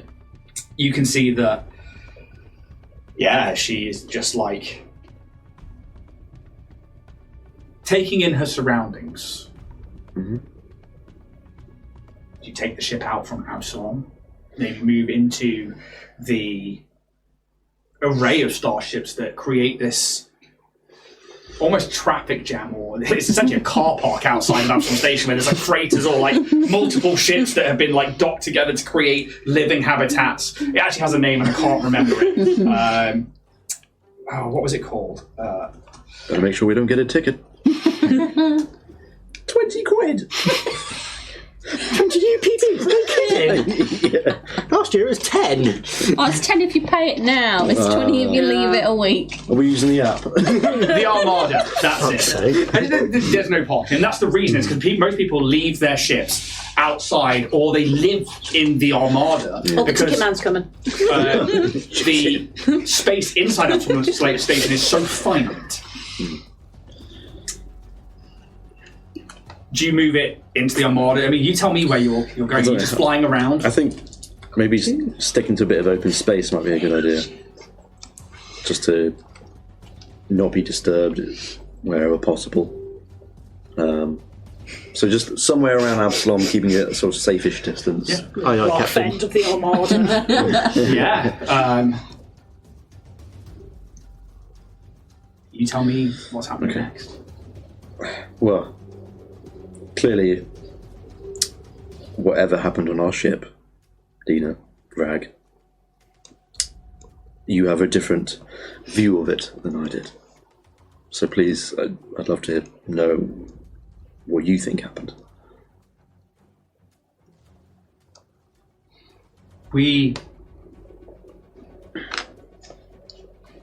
Obviously we were travelling, and we were not long out of the drift. And something... The ship started falling apart. I remember that. I remember you running, trying to fix everything all at once, and Zek keeping calm and cool. But we couldn't, and we were ejected into space, and that's when it exploded. And yeah, the shrapnel was tearing through us all. We couldn't get to each other. There was nothing we could do. And the next thing I know, we've woken up back at Keydell. Because it was all a test. Our freedom, our everything was all a test. So I've heard. You didn't make it. How do you know I didn't make it? And you see, like, she is crying now. We buried you.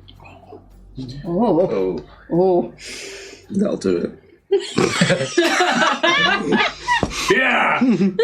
Nobody said anything, but it was real nice. Did you... I can't imagine... Our benefactors would have allowed such emotion. No. We were a crew. We took your body down into the out into the desert, and we buried you. You haven't got some sort of Eoxian technology on you, have you? Not that I know of. Absolutely not. I mean, I woke up on his ship. I think he kind of hesitates because he wants to say a name. Someone rescued me. I woke up on their medical table. And you know me, I used to have my goggles. But they were taken off and I rushed to get them on. But they took me back to Absalom Station. And they told me they didn't find anyone else in the wreckage. I didn't really have a choice but to kind of accept my fate. So it took me a little while to adjust, but I became a Starfinder. And I've been adventuring sort of since, really. So all that news report stuff is true. About what, specifically? You with... And they look around. Some of the faces here, and... Like, we thought that was maybe part of a trick, a trap to lure us here. All true. Wow. It's the Dynatech spin of true. Yes. But I was with these people the entire time. Why didn't you reach out? Why wait? Because I'd already...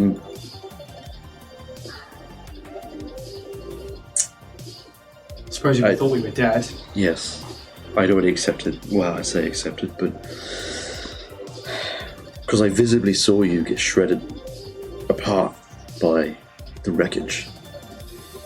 In my mind, I couldn't imagine anyone surviving that. And the person that rescued me also said they couldn't find anything there. It was just me. I could only but assume that you were dead. And reaching out to Kidal is not exactly a inconspicuous thing to do. The only reason I reached out when I did is because I'd heard things that, well, saw things, so that you could be alive. Saw things? There's a whole magic-y, otherworldly thing that we experienced. Timey-wimey bullshit. Yeah, that's... As once famous Doctor Who said. Who? I don't know, saw it somewhere. Stuff on fanfiction. Yeah, we were, I can't even explain it to this day, but we experienced something when we were on a different planet that gave me a vision of somewhere in Kidal. And I think I saw you. She's taken aback a little bit by this. Oh, you didn't see me? Same old Cass. Unfortunately, no, I did not see you. Actually, that's the point. Would Roos and I recognise this woman from that thing? Yeah. Teachers are like... Stop it. Do you remember what you saw? We saw she was with the doctor guy, wasn't she? And Yeah, he'd possibly done the that architect. experimenty thing on the Yes. sort of dragony being. I think Lena was walking into the room I've got it at the somewhere. time. I think his experiment had somehow failed. He got angry. Yeah, You so injected it was. nanites. Hang on, I've got it here. God,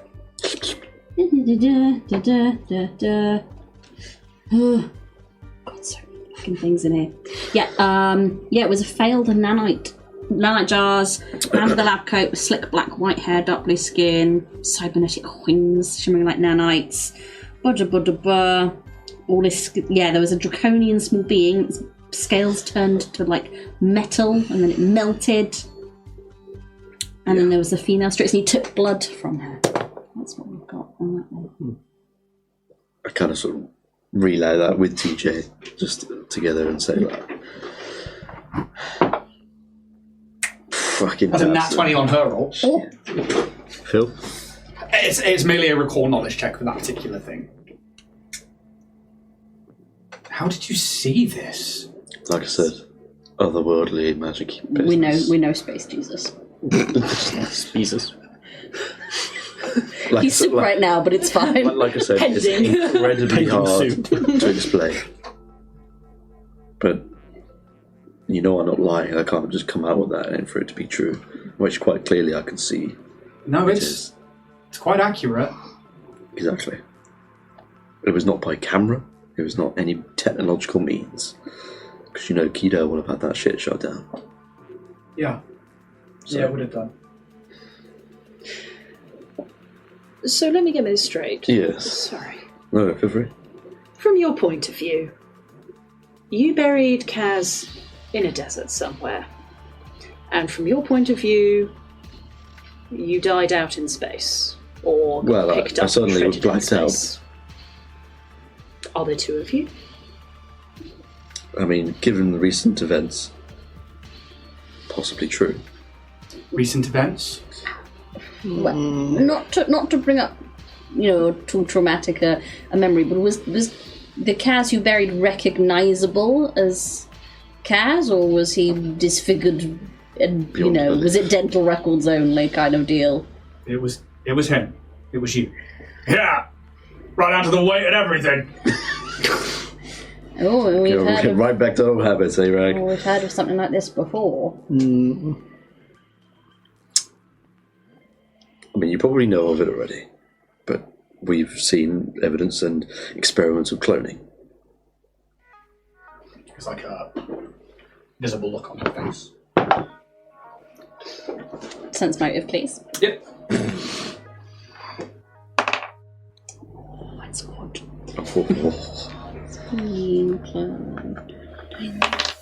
28. The look on her face is one of thought processing and a little bit of confusion.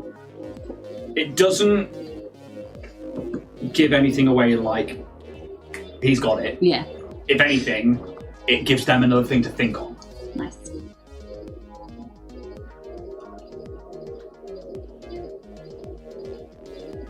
So you're saying you're cloned?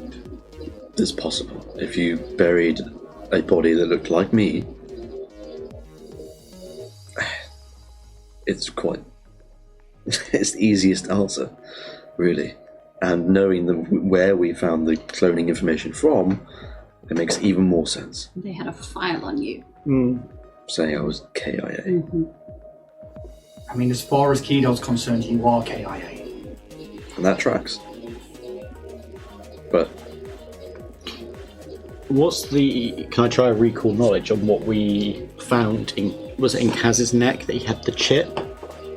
So there was a type of... Was it a transmitter or a transceiver that you can receive a signal? I think I could send. You can send a signal but not receive. Yeah. So he had a data transponder. And you know that from the cloning device that you saw, they had data receivers. I'm just wondering, is that the way of them getting consciousness from you back to the system? So it's just a loop. I mean, that's very possible. Maybe it had a fail-safe in the... If it knows that someone is near death, it transmits. So it keeps So much effort into your training. the cycle of Kaz. Exactly. That is the stuff of dreams and... Oh, no. No. It's reality. I've seen it with my own eyes. We all have. Well, I don't know what you're talking about, but... I'm just glad you're here. I'm glad you're here too. Even if you are a pain in the ass. I mean, look, I'm willing to throw a name out. And this may mean something to you, I don't know. Dr. Grimm. Okay. No. Should I know that name? Well, I think they were one of the first to be experimented on like we were.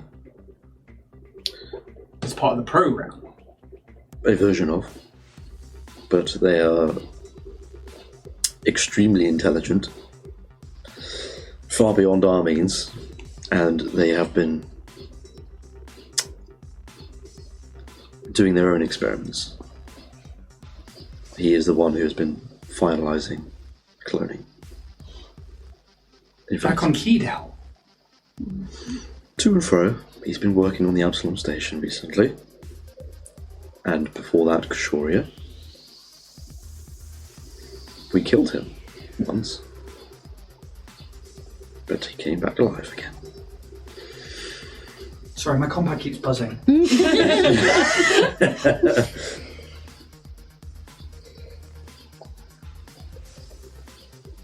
I'm not quite sure what any of that means.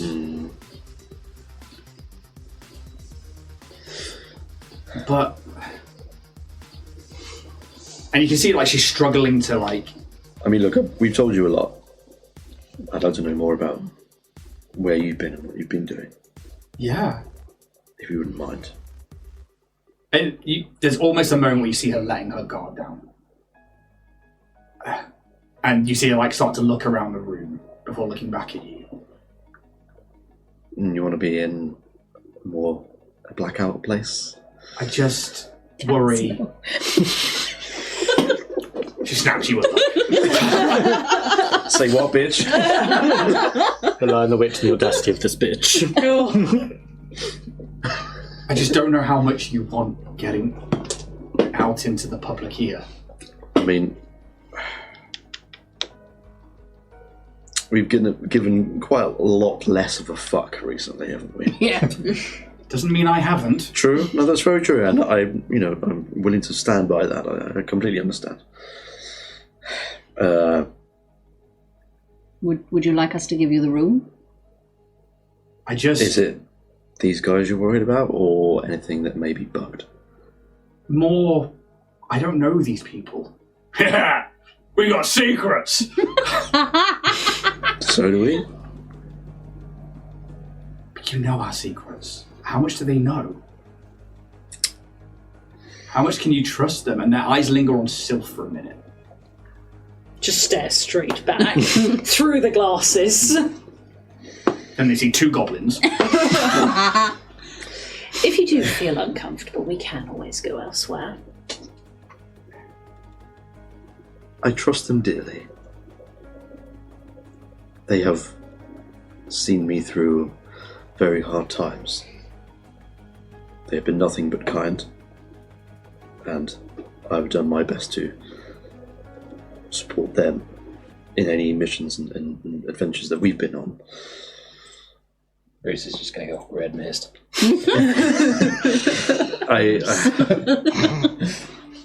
I'm willing to talk in front of these. As long as he's happy, I mean... Scars, come on! I understand the trepidation. And she looks to the rest of you. I don't know how much Kaz has told you about the program we're part of. We are sleeper agents. We are spies. We are saboteurs. We are trained to break past what is capable of the body. This much, I imagine, you probably know. Our purpose is mainly to infiltrate Drow society. And has been our job as a team since the final test. The test you didn't come back from. We spent a long time infiltrating and learning about our quarry for Keydale. As Strix, we have a natural similarity to the Drow. It's also why our wings are removed. And augmentations are made so that we can act more like them.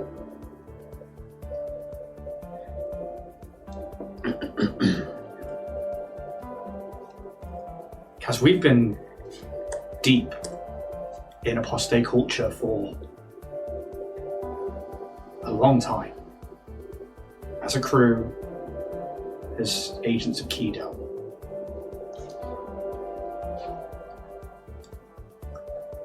Just to refresh, what is it you're asking? We're asking when we started this before. I've just tangented off and forget what you mainly asked. I want to know what they've actually been doing since the crash of the ship. You know, who's giving them orders? What is your mission, essentially? The mission was, and had always been, to be spies on apostate. However, in the past year, we have been pulled from that job by the architect and by Zek. Still alive then. I was waiting to hear back on what you've been saying and what you've been doing first before I asked.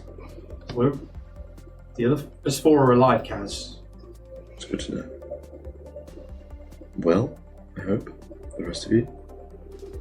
Yeah. As well as can be.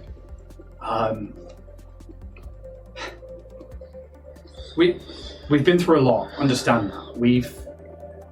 Without you, we obviously had to adapt, make changes. Losing you was hard. Yeah, wasn't very fun going through that one. Didn't find anyone to replace me then. Nobody else has really made it through the program.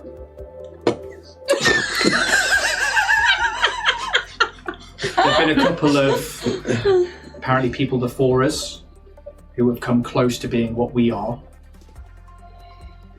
But nobody since has made it through.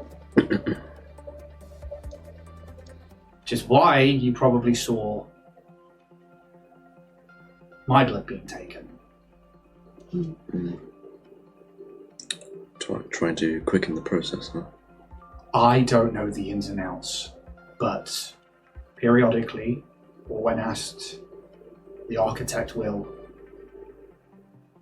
take blood from us and use them in their latest experiments.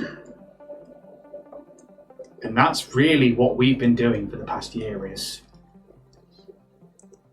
helping the architect with no longer Strix, but they are looking at the effects on, I think, creatures and other beings around the Pact Worlds. We've been capturing monsters. We have been tasked since leaving a post day in the collection and retrieval of different creatures. I don't get to see what happens in the labs, but every now and again one of us is called for to bring the next subject or to offer our blood. Zek has a closer relationship with the architect these days. I'm sure he does. Yeah.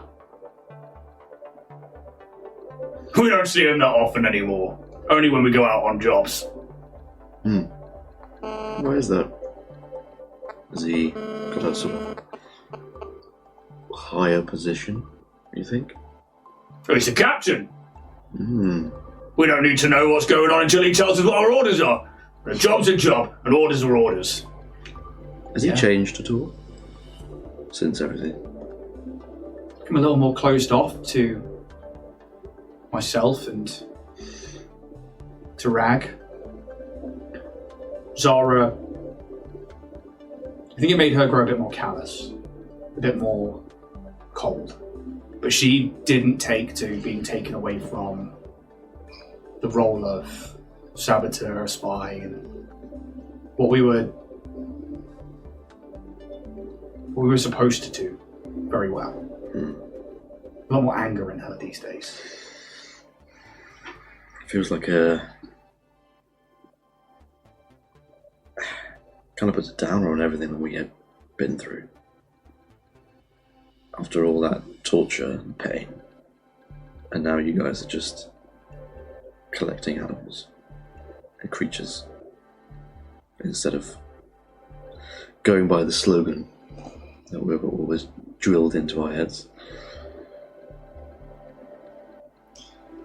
Perfection. As far as I can tell, we've been the only perfect group of people to make it through. The architect still pushes for more. Well, there's definitely at least one other person out there who has nanites. Dr. Grimm. It's very interesting. You say this Dr. Grimm has nanites.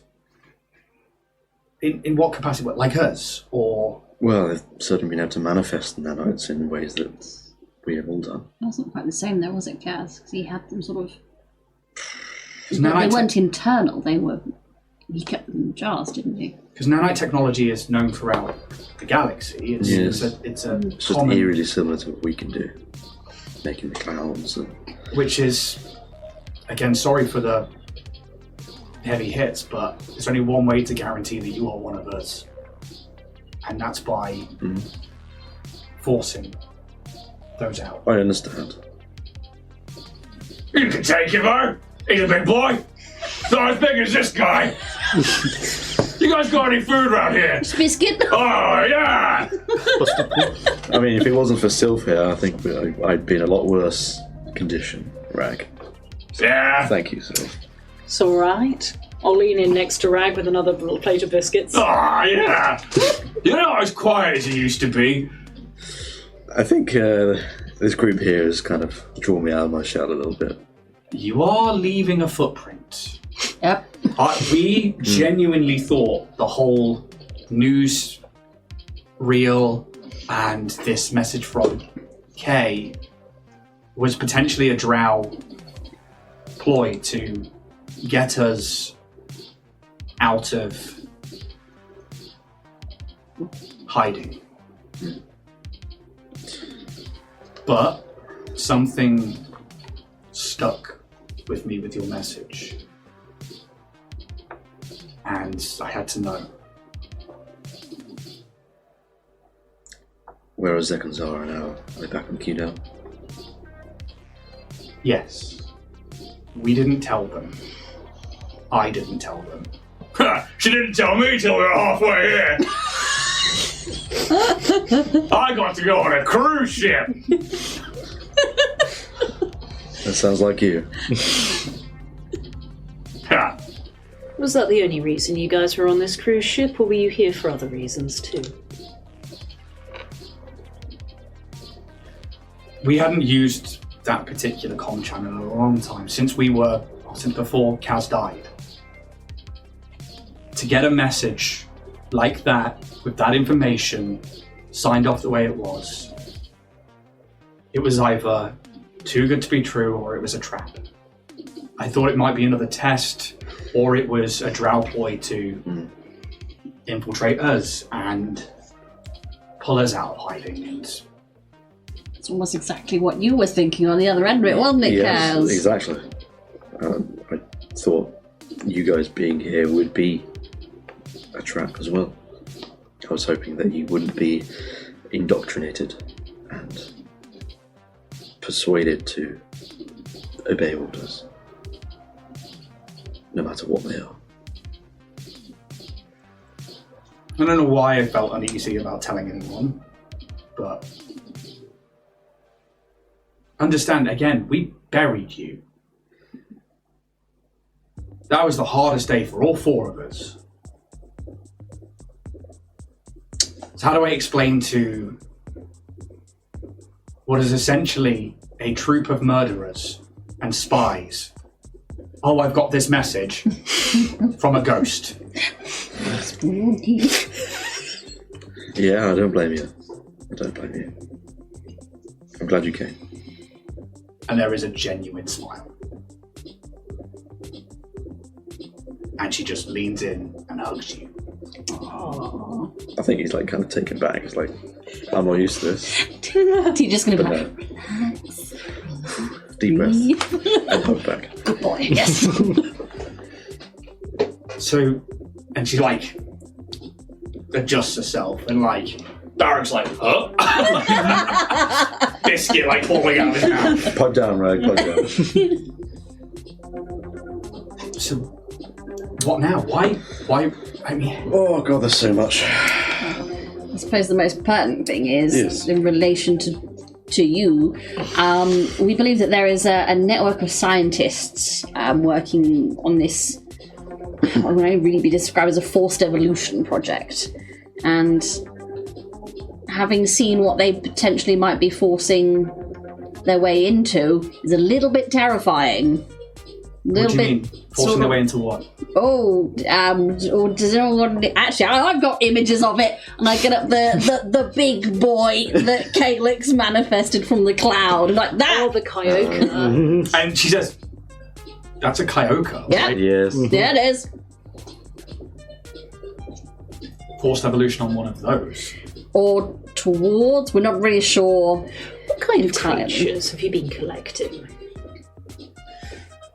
I would imagine quite rare ones. Maybe some of the unique or unknown species, perhaps. It's been a bit of a mix of different things, really. No, it's all right, dear lady. Don't worry. We tend to go out and collect a few of each one when we do. We'll travel to a planet and we've collected, and there's still this like look of trepidation on her face to be like looking around. Nothing that big. We've stayed within the Pact world. We've been within this system. Had a couple of Kasariks from Castrovel. We've had some faster toads from Akaton. And dragons? That's right. This was a dragon! And he like points to his face, and like you see like the heavy Wow. scar. Bet that's a story. Wormlings. A lot easier to lure out and capture. They quite hostile, but a lot easier to overpower. Some cloudscapes from Brethredda, Anasites from Avalon, a couple of dreadful stalkers from Apostate. And that's the first few things that we got were from Apostate, and we thought, well, maybe they were going to use their own creatures, their own natural environments against them, but recently we've just been going out collecting what seems like random creatures.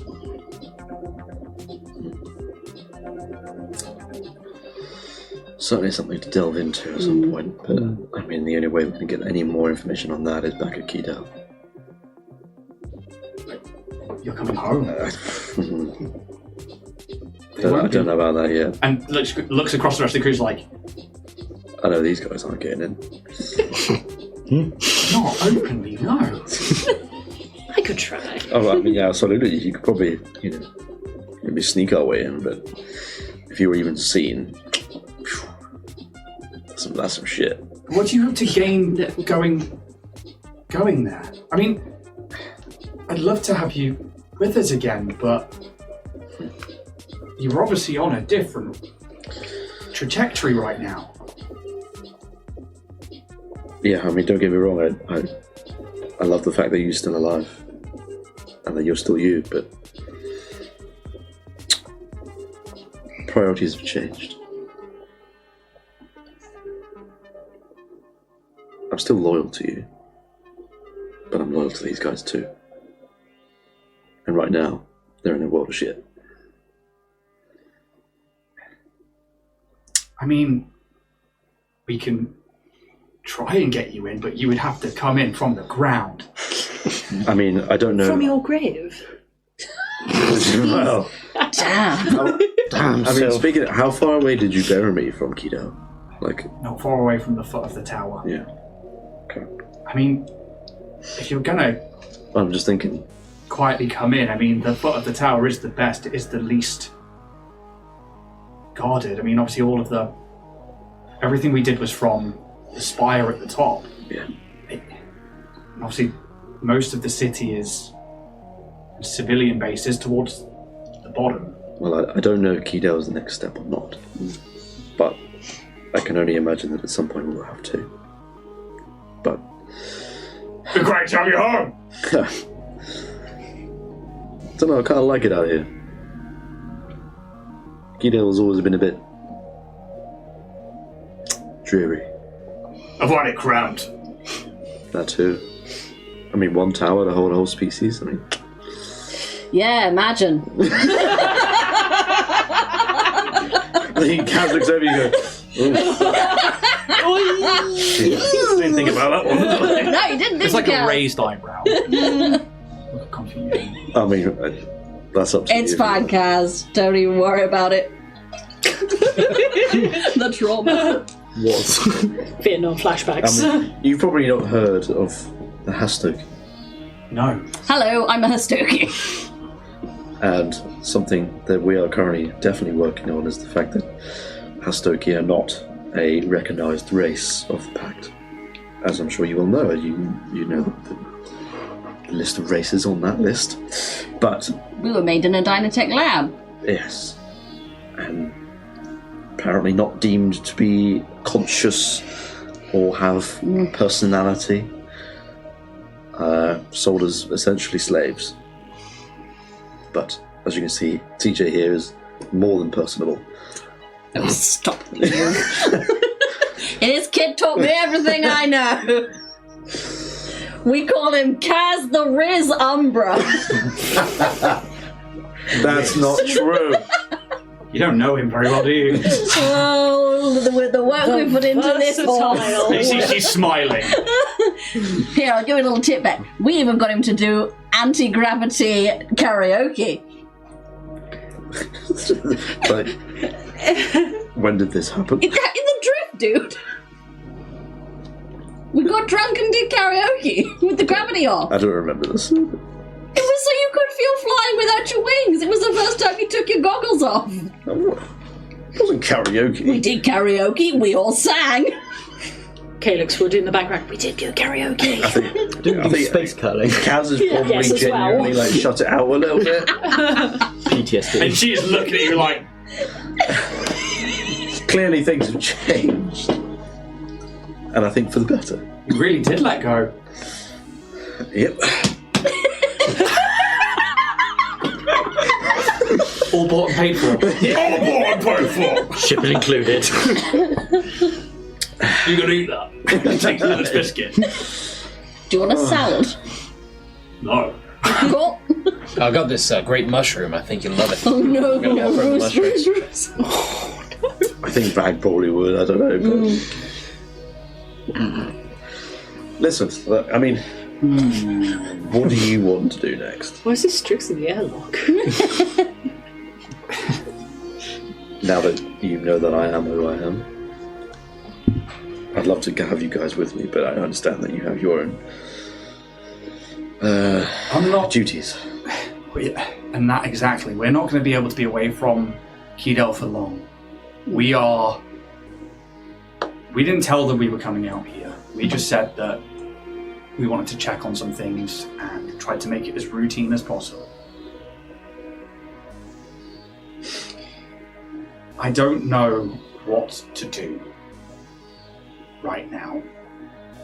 I don't know whether to... Do you want them to know you're alive? I mean, you sent a message that kind of tells me you do, but it seems like you want to be more covert.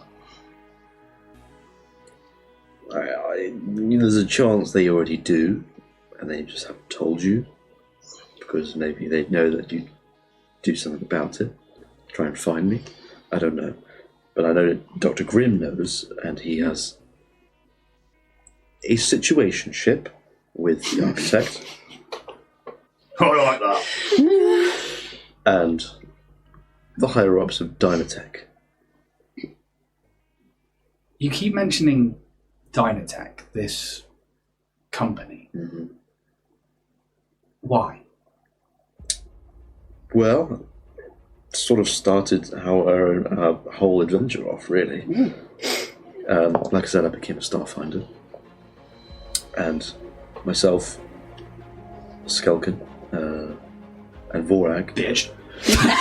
She's like one of the women in the galaxy. I hate her. What's she like? Her? Tell me all about this bitch. What's her Instagram? She found another woman then. No, she does not do that. She wouldn't do that. No, she would not do that. Us three were Starfinders, but we were also joined by TJ and the Calyx, who's not here. Oh. He's soup. Super adjacent, as we like to call. I'll take some soup. No, Put it in the microwave. You love those. Like, yeah, anything with an SP on the end, it just sorts me out. microwaves. Sorts me out.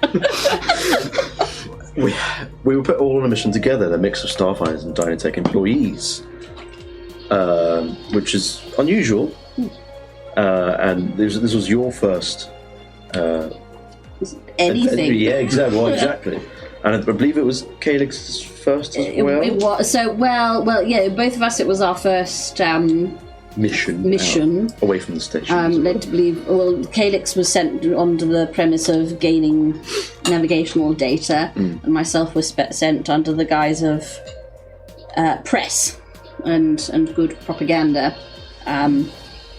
In hindsight, I can see I was the propaganda for the Stokie rollout, but live and learn. Long-term Xano plan as well, by the sounds of it. Long-term Xano plan, I like that. You can do it and come again. I will. But we went out and things went a little awry from there. And the deeper we've dug, the more Dynatech seems to be hiding things or having fingers in pies it shouldn't that shake the foundations of the pact itself. And we know that my creators who work for Dynatech are potentially linked to your architect. How? Well, do the names Dr. Timothy Amadeus and Dr. Joanne Fields mean anything to you? No. Cool, good. But they have also been experimenting with gene splicing. Okay.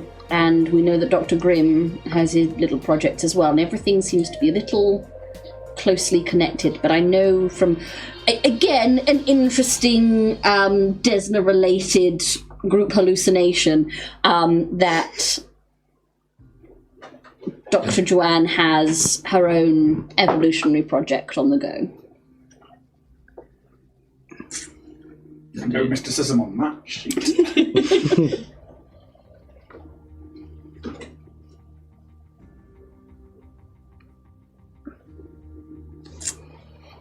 I don't know if that has much to do with this. Obviously, you've thrown this name Dr. Grimm out and you've said that they're potentially someone who's, did you say, been through the program? It's possible. It's possible that they were in the program but failed. But they are extremely intelligent and know how to use nanos and how to wield them. They don't really have a body. They are just a brain. But they have discovered cloning and they've managed to make it work quite a few times. Once on themselves and quite a few times on another that we know as Nigel. May or may not be their real name. Nigel? I don't know if you've seen a red Vesk at all. I can't imagine you would have. There's a lot of Vesks in the universe. True, and probably a lot of red ones as well. But Nigel's not red, just... what colour was it? Green. Fuck. I hope podcast picked that up. Borag, there was a guy that you... Excuse me, green Vesk and Nigel. Oh, you know what? I was thinking of our good old friend Vorag. But what's the connection then? Or is it just a loose one to Dr. Grimm? There was absolutely ties with the architect. 100%. We saw information where there was deep data relays within Keydale. Someone's transferring data from Keydale to Absalom Station. I've got it on my phone. Somewhere in here. But they also have data relays within Dynatech too. And for Dr. Grimm to have both of these. Within Dynatech? I'd imagine so. So, it's convenient. And obviously, Dr. Grimm not having a body does possibly mean they're maybe not even as strict. I don't know. But they seem to they know a lot about us. Okay. Thanks. TJ passes over a comment. Thank you. I couldn't find it, somewhere. Tech Bro's got your back. But they had, I believe, data relays on Verces in general as well. So That they were sending information to or pulling information from? Was it a two-way street? well, they're all active. One of them was we my file, personal hand file. over that information for deeper digging? They pulled over... They have your personnel file. Yeah. You mentioned this earlier that you were KIA. Yeah. If they're able to get your personnel file, that is only within the program. Exactly. Which is why I think they've even gone through it, succeeded and exceeded all expectations, or they failed, yet have still managed to resemble some sort of ability and position. They have to be part of. Or they weren't in the program and they're running it. They have to be part of the program. They have to be. Nobody else has access to our files. Okay. Where is this Dr. Grimm now? I believe with the stewards of the Absalom station. What? The stewards? Right.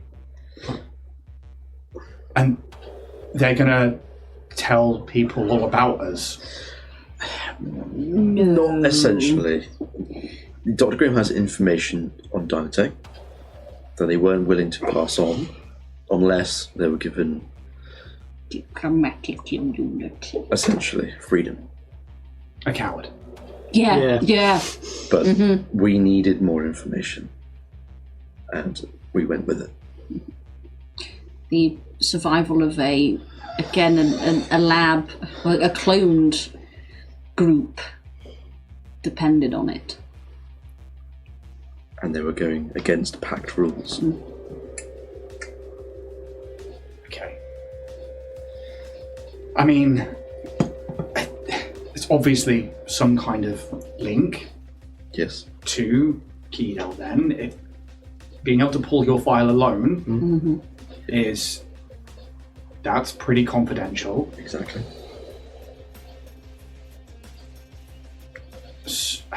But I still don't know what the next steps are. I don't know what my next steps are here. Look, it depends on how willing you are to help. And I understand if you don't want to put yourselves in any compromised position. But I will be honest, we are working to take down Dynatech. And if the architect is working with Dynatech, Keydell is involved. Keydell is involved. Okay. I would love to have you on our side. But, again, I know how hard that can be. That's a lot to take in. And especially if Zek and Zara aren't so willing. Especially Zek. And you see, like, Baron is, like, cross-eyed almost. Just, like, scratch. And then you see, like, him scratching the back of his head and this, like... And he's like, wait, are we the baddies? Have another biscuit. No! The mushroom is still on offer, isn't it? You just on a little plate as you push it closer to him. Like a silver platter. You're just trying to off your stash now that you're a father. Yeah. Because you can't have it anymore. Responsibility. No, I said no to salad. I'm all right. Not technically a salad, it's a... It's a plant in it. It's a mushroom. I mean, well, it's the kind of branched off. It's not a salad. I don't want to eat it. You can't leave the table until you finish your veg. It's just a receipt, it's like... Yeah, we don't want it. It goes to waste. We have a lot of stuff that we need to do. Clearly. Yeah. It's a long list. Yeah. Look, I don't know. I'm going to need time with that. Just to digest the information. You have my word, I won't tell anyone. We've at least got a couple of days before we need to head back.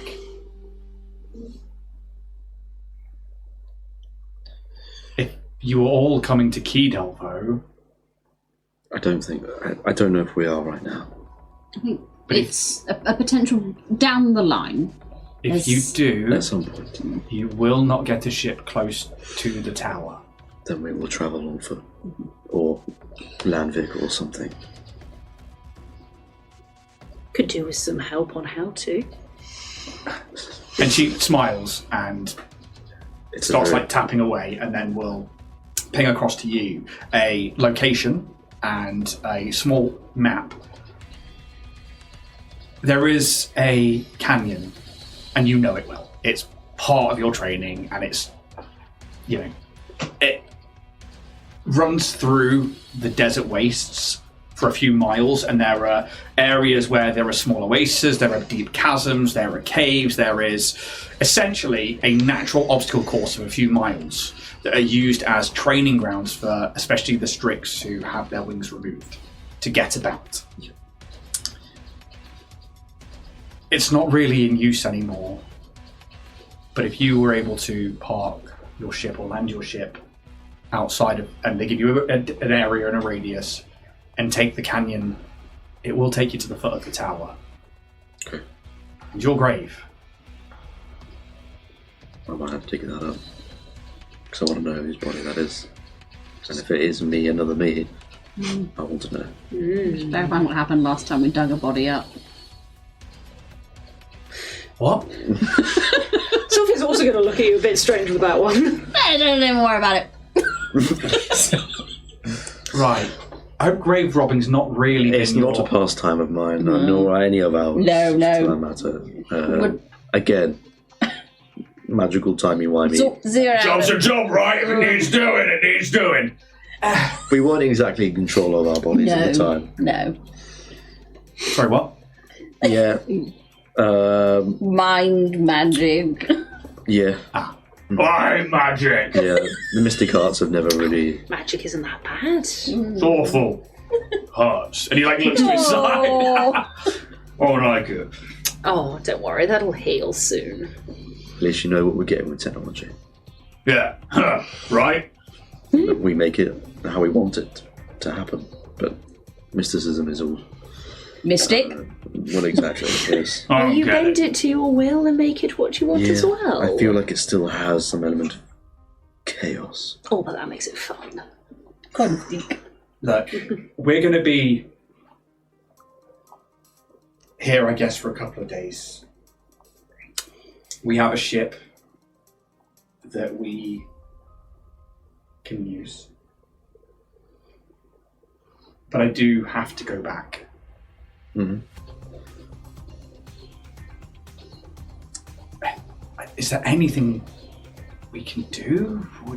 Do you need anything? I mean, as risky as it is, you are on the inside.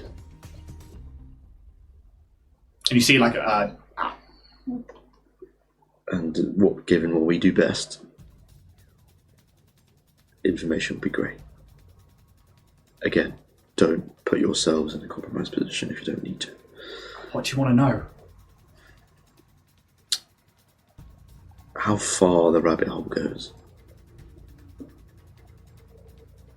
These experiments might be a good place to start.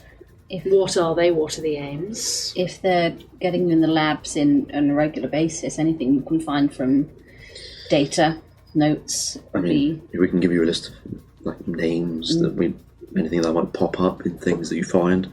For instance, Nimbus Dine. Even Dr. Grimm. Just anything that's closely related to the situationship between Keydell and Dynatech and the experiments. We want to know more as to why. Do you think these experiments then are to do with Dynatech? I think they're both running their own experiments, but they're working together. They are sharing certain Information with each other to get to their own ends, I feel. I think they share the same goal. Future Perfect is Dynatech's tag. In pursuit of perfection. Us. But which is kind of why when I heard about Dynatech and Future Perfect is why I latched onto it, because it made me think of Keydell. It was too close. I mean, the similarities are definitely striking. Mm-hmm.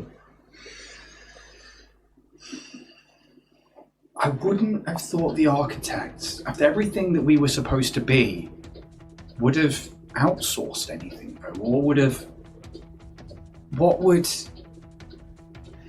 being outside of the tower, that's everything we've done has been, as far as I was concerned, in pursuit of perfection meant for our race, for the Strix. Being inside a tower, as large as it may be, has its limits. And we are very good at what we do. We know our shit. Yeah, we do. But I just think there comes a time when you've exhausted those resources. Okay. Which is maybe why you guys were diverted onto other experiments, capturing monsters and creatures. It's just another path for them to go down, to experiment with.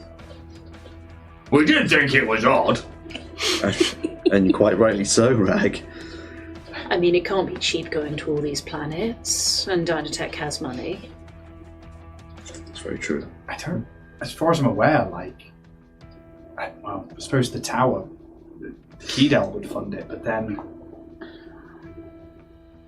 I don't know. Our unit, our program is pretty closed off to the rest of Keydell. We don't take part in the politics. We don't really see anybody but each other. Perhaps. I mean, we don't know the origins of this whole program. If it was government funded by Keydell, and if it was such a failure, they were no longer funded. Maybe. Therefore, they have to outsource funding. I mean, to carry on. We definitely, it felt like infiltrating the Drow, and that was definitely within Keydell's interests. That was definitely part of everything we are. Whatever the need for these creatures are, that's definitely feels different. Maybe that's something to pull on. Maybe they are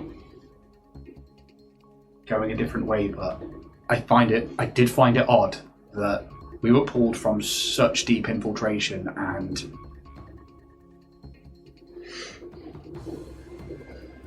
I think something happened, but we don't know what it is. And we can sit here and stipulate all day. Yeah. But yeah, to go from that to monster hunting did feel like a waste. Exactly. It's a waste of your skill. Yeah. Forgive me, but why Drow? I mean, I understand you look so, but...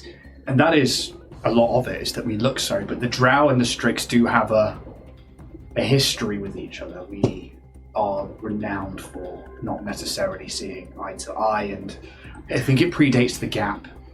I can understand that kind of feud. But the Drow are renownedly evil.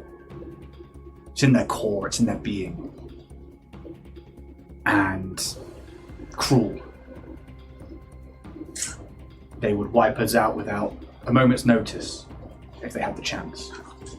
And staying in the tower has kept our race alive, and to not be hunted by them, we keep our defenses up and nobody comes near. Our job was to infiltrate society and either act as sleeper agents to take out people that could be a potential threat, or higher ends of the matriarchal system.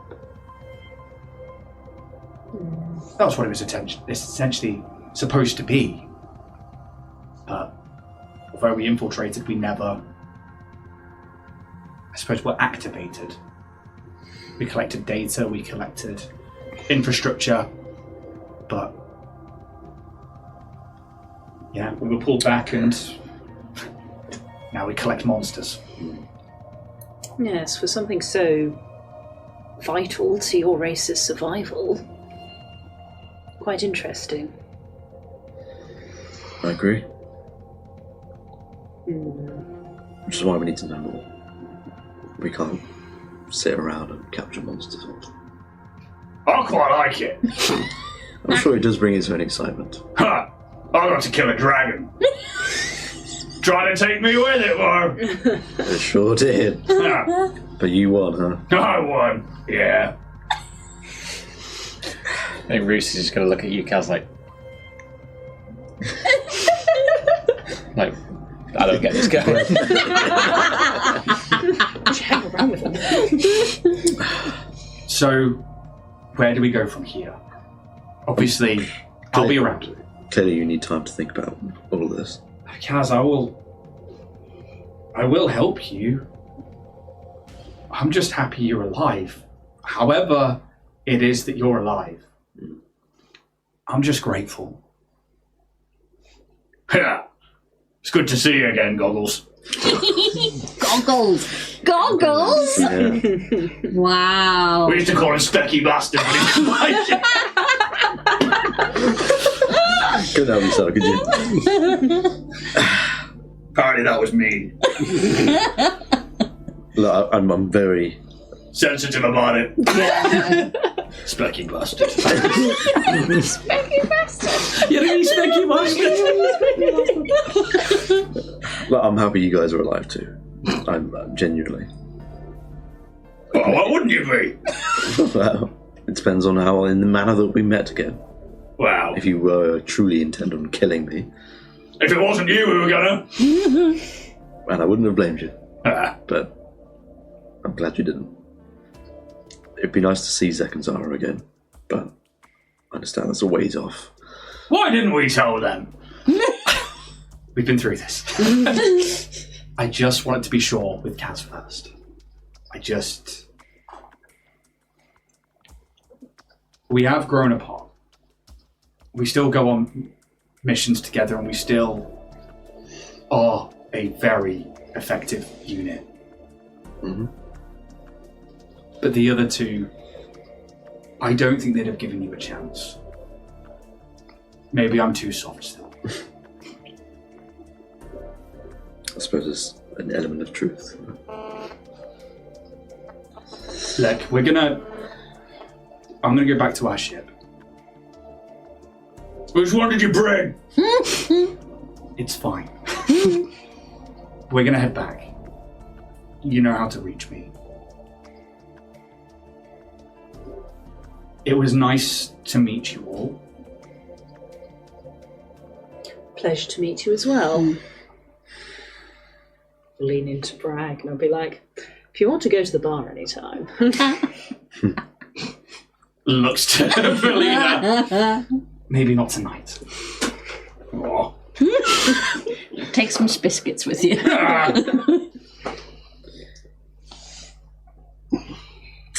And there's just this silence as, they begin to disembark. And the final thing we'd see from her is as she looks over her shoulder as she's about to climb up the ladder and out of the hatch. Don't be a stranger. Keep that comm channel open. I will. And you will. Let's give you the silo. Fucking hell. Yeah, they re-enter. In the background, also yes. One little the re-enter. podcast listeners were all thumbs up in Kaz's Riz. Rhythm. Like charisma. Has the rhythm, bruh. Spooderman. They exit your ship and then have to do the whole writing process of being one way and then travelling through into the docking bay. And you see that as you guys pull away, they bring another ship in, and it's another scout class kind of vessel. Not as big as the Hope, but certainly very undistinct, very generic, everyday, average-looking vessel that could just pass as, another random ship that you would pass in the night. And they make their way back, leaving you all to your own devices. So that was my old crew. Well, they're lovely. Yes, What's they the are. dynamic with the big guy and the What do you mean? the other? What between? She his mother? It may seem like that at times, but Yeah, he had to ask her for permission. Big guy like that. he's quite thick in the skull, but he's very handy to have around. Oh, just curious anyway. No. It's a fair question, to be fair. What all this is, I'll be like, well, Kaz has been having his heart-to-heart. I've tried to improve Dave. Wait, what? Okay, so, and we'll say that happens over the course of a few hours. Yeah. What are you trying to do? I'm just trying to. Didn't you say there was tiers of his sentience? Just knock him up a tier. But because you said it takes a couple of hours, can I take 20 Yeah. Okay. over the hour? What's your engineering and your computer to be a check of each? My computers is plus 15 and my engineering's plus 8. 35 and 28. Okay. I mean, that absolutely succeeds. Dave will become a CR1. Probably a CR half synthetic robotic organism. Yay, Dave. He's going to get such a complex about his history. Let's not. Let's not do that. I think Working on that. there needs to be a role of some kind. Oh. I need to work out what kind of personality he gets from breaking that original program. Oh, jeez. What would we want from Dave? I mean, If we had, like, the personality that fits.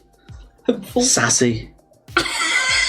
I mean, Sassy Sassy's quite Dave. fun. I mean, so far we've given him like protein, and he's dug graves, and he's had a glow stick, and he's watched things about captains. He's like the robot Alf. Hitchhiker's Guide. He's like, what's the point? in the paranoid Yeah, he's like, what's Brain the the point? size of a planet, and what they do is ask me to open doors. I've been travelling with him all this time, they just asked me to get rid of stuff. I want Party Day. DJ Hey guys, how you Dave. doing? Yeah. DJ Dave, no! You want a drink? Yeah, gotcha. Give me a toilet! Good morning, Orion Toad. Let me hear you say no. Like we come DJ back off a mission, everyone is like absolutely wrecked and just wants to go to bed, and Dave is like, "Your party goes!" It's Sid. God. Oh God. If it's Sid, we That's the into Nat space. 1 situation. If it's Dave. Sid. Stop till Dave walks in. Sid just can't let Kaz go. Takes over Dave. It's like the Odyssey computer. Welcome back, Kaz. I've been waiting for you. I'd let you do that, Kaz. Oh, hey, Kaz. Always making Touch my see USB ya. port, Kaz. What Dave are we gonna get? It's interesting. Is it now? Oh, Kaz, I see you standing here next to me. Okay. So, Oh shit, it is Sid, isn't it? no, luckily not. I did roll the Sid traits, and I thought, no, I'm going to re-roll that. No. So I have used the roll and play press books, and we have used both character details, because this will be creating a sentient character, not just an AI, and we've used starship personalities. So, starship personalities, they're eager to have new experiences. Oh, yeah. That's good, yeah. Then I rolled a couple of times on the character details, and I got a few that I didn't really like, so I was like, you know what, it's not those, I'm going to re-roll, because you can do that with these books. A little plug for them. You can find out what you don't want there. But they are going to struggle to remember names from now on, as they are easily distracted. Oh, he's so excited by dog. all the new experiences, he forgets things. It's ADHD. Oh Starship. my God. So ADHD. Dave. I will come away and create That's so a good. character sheet for Dave and create an NPC array, as that will take me a little time. But what's like the final image that we see as you boot them back up? Have you changed their... So obviously right now they are like a tube, protein recycler with essentially wheels on the bottom of it, a hoover arm and a grapple arm. They have a comms unit welded to the side of their bin lid, and then these two like wally like eyes on the top of their lid and a power bank on their side. How are you making them look now, and how are you... I'm making it look a little bit more sleek, a little bit more sort of refined in what it's meant to do. I've got rid of its wheels and have given it sort of almost like caterpillar tracks that can kind of like stretch out, so it can kind of still walk if it gets stuck or anything like that. But he's more sort of polished. Caterpillar tracks, yeah? Yeah, less like a toilet system, more like a contained unit. So you've like changed the body shape into like tracks and Yeah. Oh my god, he's R2D2. It is R2D2. It's, yeah, basically. Yeah. Okay. As the new shape, and like I imagine it's like taking all the innards out, but like leaving the core components and his then putting them into a new Yeah. unit, and they are like, this feels strange. This feels new. Whee! Am I alive? You look amazing, Dave. Welcome back, Dave. Yay! I knew I should have. I knew I shouldn't have given him hands. And they have like these two like robotic arms, like yay! And Yes. Fabulous, Dave. Yes. Yes. Welcome to the team. probably where we'll end tonight's episode. Donuts around the back. First of all, that's level 7. Oh yeah. Dave did it for us. Dave did it. Doing that straight away, hello. So you can up your characters, and you have time to upgrade the ship. Again. I did do it 2-6, but now I can do a 7. Kaz is like, I'd like to actually have a look at it. Yeah, we can all if we can do it in So chat. fuck with my shit. No, I'm joking. Depending on where you decide to go next, if you're ending up in the ship going off somewhere, there could be some starship combat. I was thinking of cargo bays as well. If we going to travel by land. Yeah, the only thing I did last time was upgrade the PCU thing to get a bit more stuff on it. I put some fuck off shields on it. I remember. Fuck off shields. I think we had like maybe 70 or something, and now we have like 200 or so. Yeah. Nice. Yeah, that's a good boost. It's like, may as well just dump a bit into that, but now. Have the tactical nuke on there yet? No, weapons probably do need upgrading, but Dave, just rig him as a nuke. one-time use. So, actually, we will have to give Dave. I'll come up with that separately then, because I don't think he's going to get class features, but there will certainly be. What class Not would he yet. be if he was a class?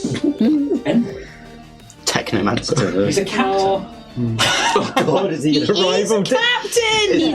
He's a co-captain. He's got a hat that says co-captain. I've made it so he can still wear his captain's hat. But yeah, take that's it from him. absolutely level 7 and Smash it. Where is it again? Is it abilities? It's Class. ideal class, yeah. Oh, okay. Oh, there are some really fun named things for when we're at level 7. There are some good It's things going to be a across the hard choice. yeah. To which end then, we are probably going to close down the stream, close down the podcast and everything else. Thank you to everybody who is here live. Thank you so much. Do please, if you're watching back on Twitch or if you're watching back on YouTube, just head across to Twitch. We are so close to the 200 on Twitch. I think we're like 3 away. So go, just follow. Don't even have to sub. Just follow so we can get to the 200. If you do want to sub up, you have got that Amazon Prime. If you've got Amazon Prime, even that is, give us a little sub with your free Twitch Prime subscription. If you're on YouTube, hit the subscribe button. Please do. It helps us out. And if you listen on the podcast and you don't listen on the others, go across and hit the follow buttons and the subscribe buttons, because we really do want the help. Thank you to my players for sitting through what they didn't know was going to be quite a heavy combat and then some heavy RP, Yeah. which you guys Heavy combat. It needed to happen to be Also, I'm still happy. No, It is my first nat 20 That was of this insane. entire campaign on an attack. and it fucking paid off. A real paid off. So I will let you guys know now that we're outside the fight. We'll do a little tour. Let's say goodbye to the podcast so I can cut it there. Goodbye, podcast. We'll see you later. We're going to do a little level up talk, I reckon, and a little talk about everything else on stream. So a little Twitch only, I think. Twitch only. So everybody waves to the cameras for YouTube. We say bye, everybody. Bye, YouTube. Bye, podcast. See ya. Bye. Bye, Driver.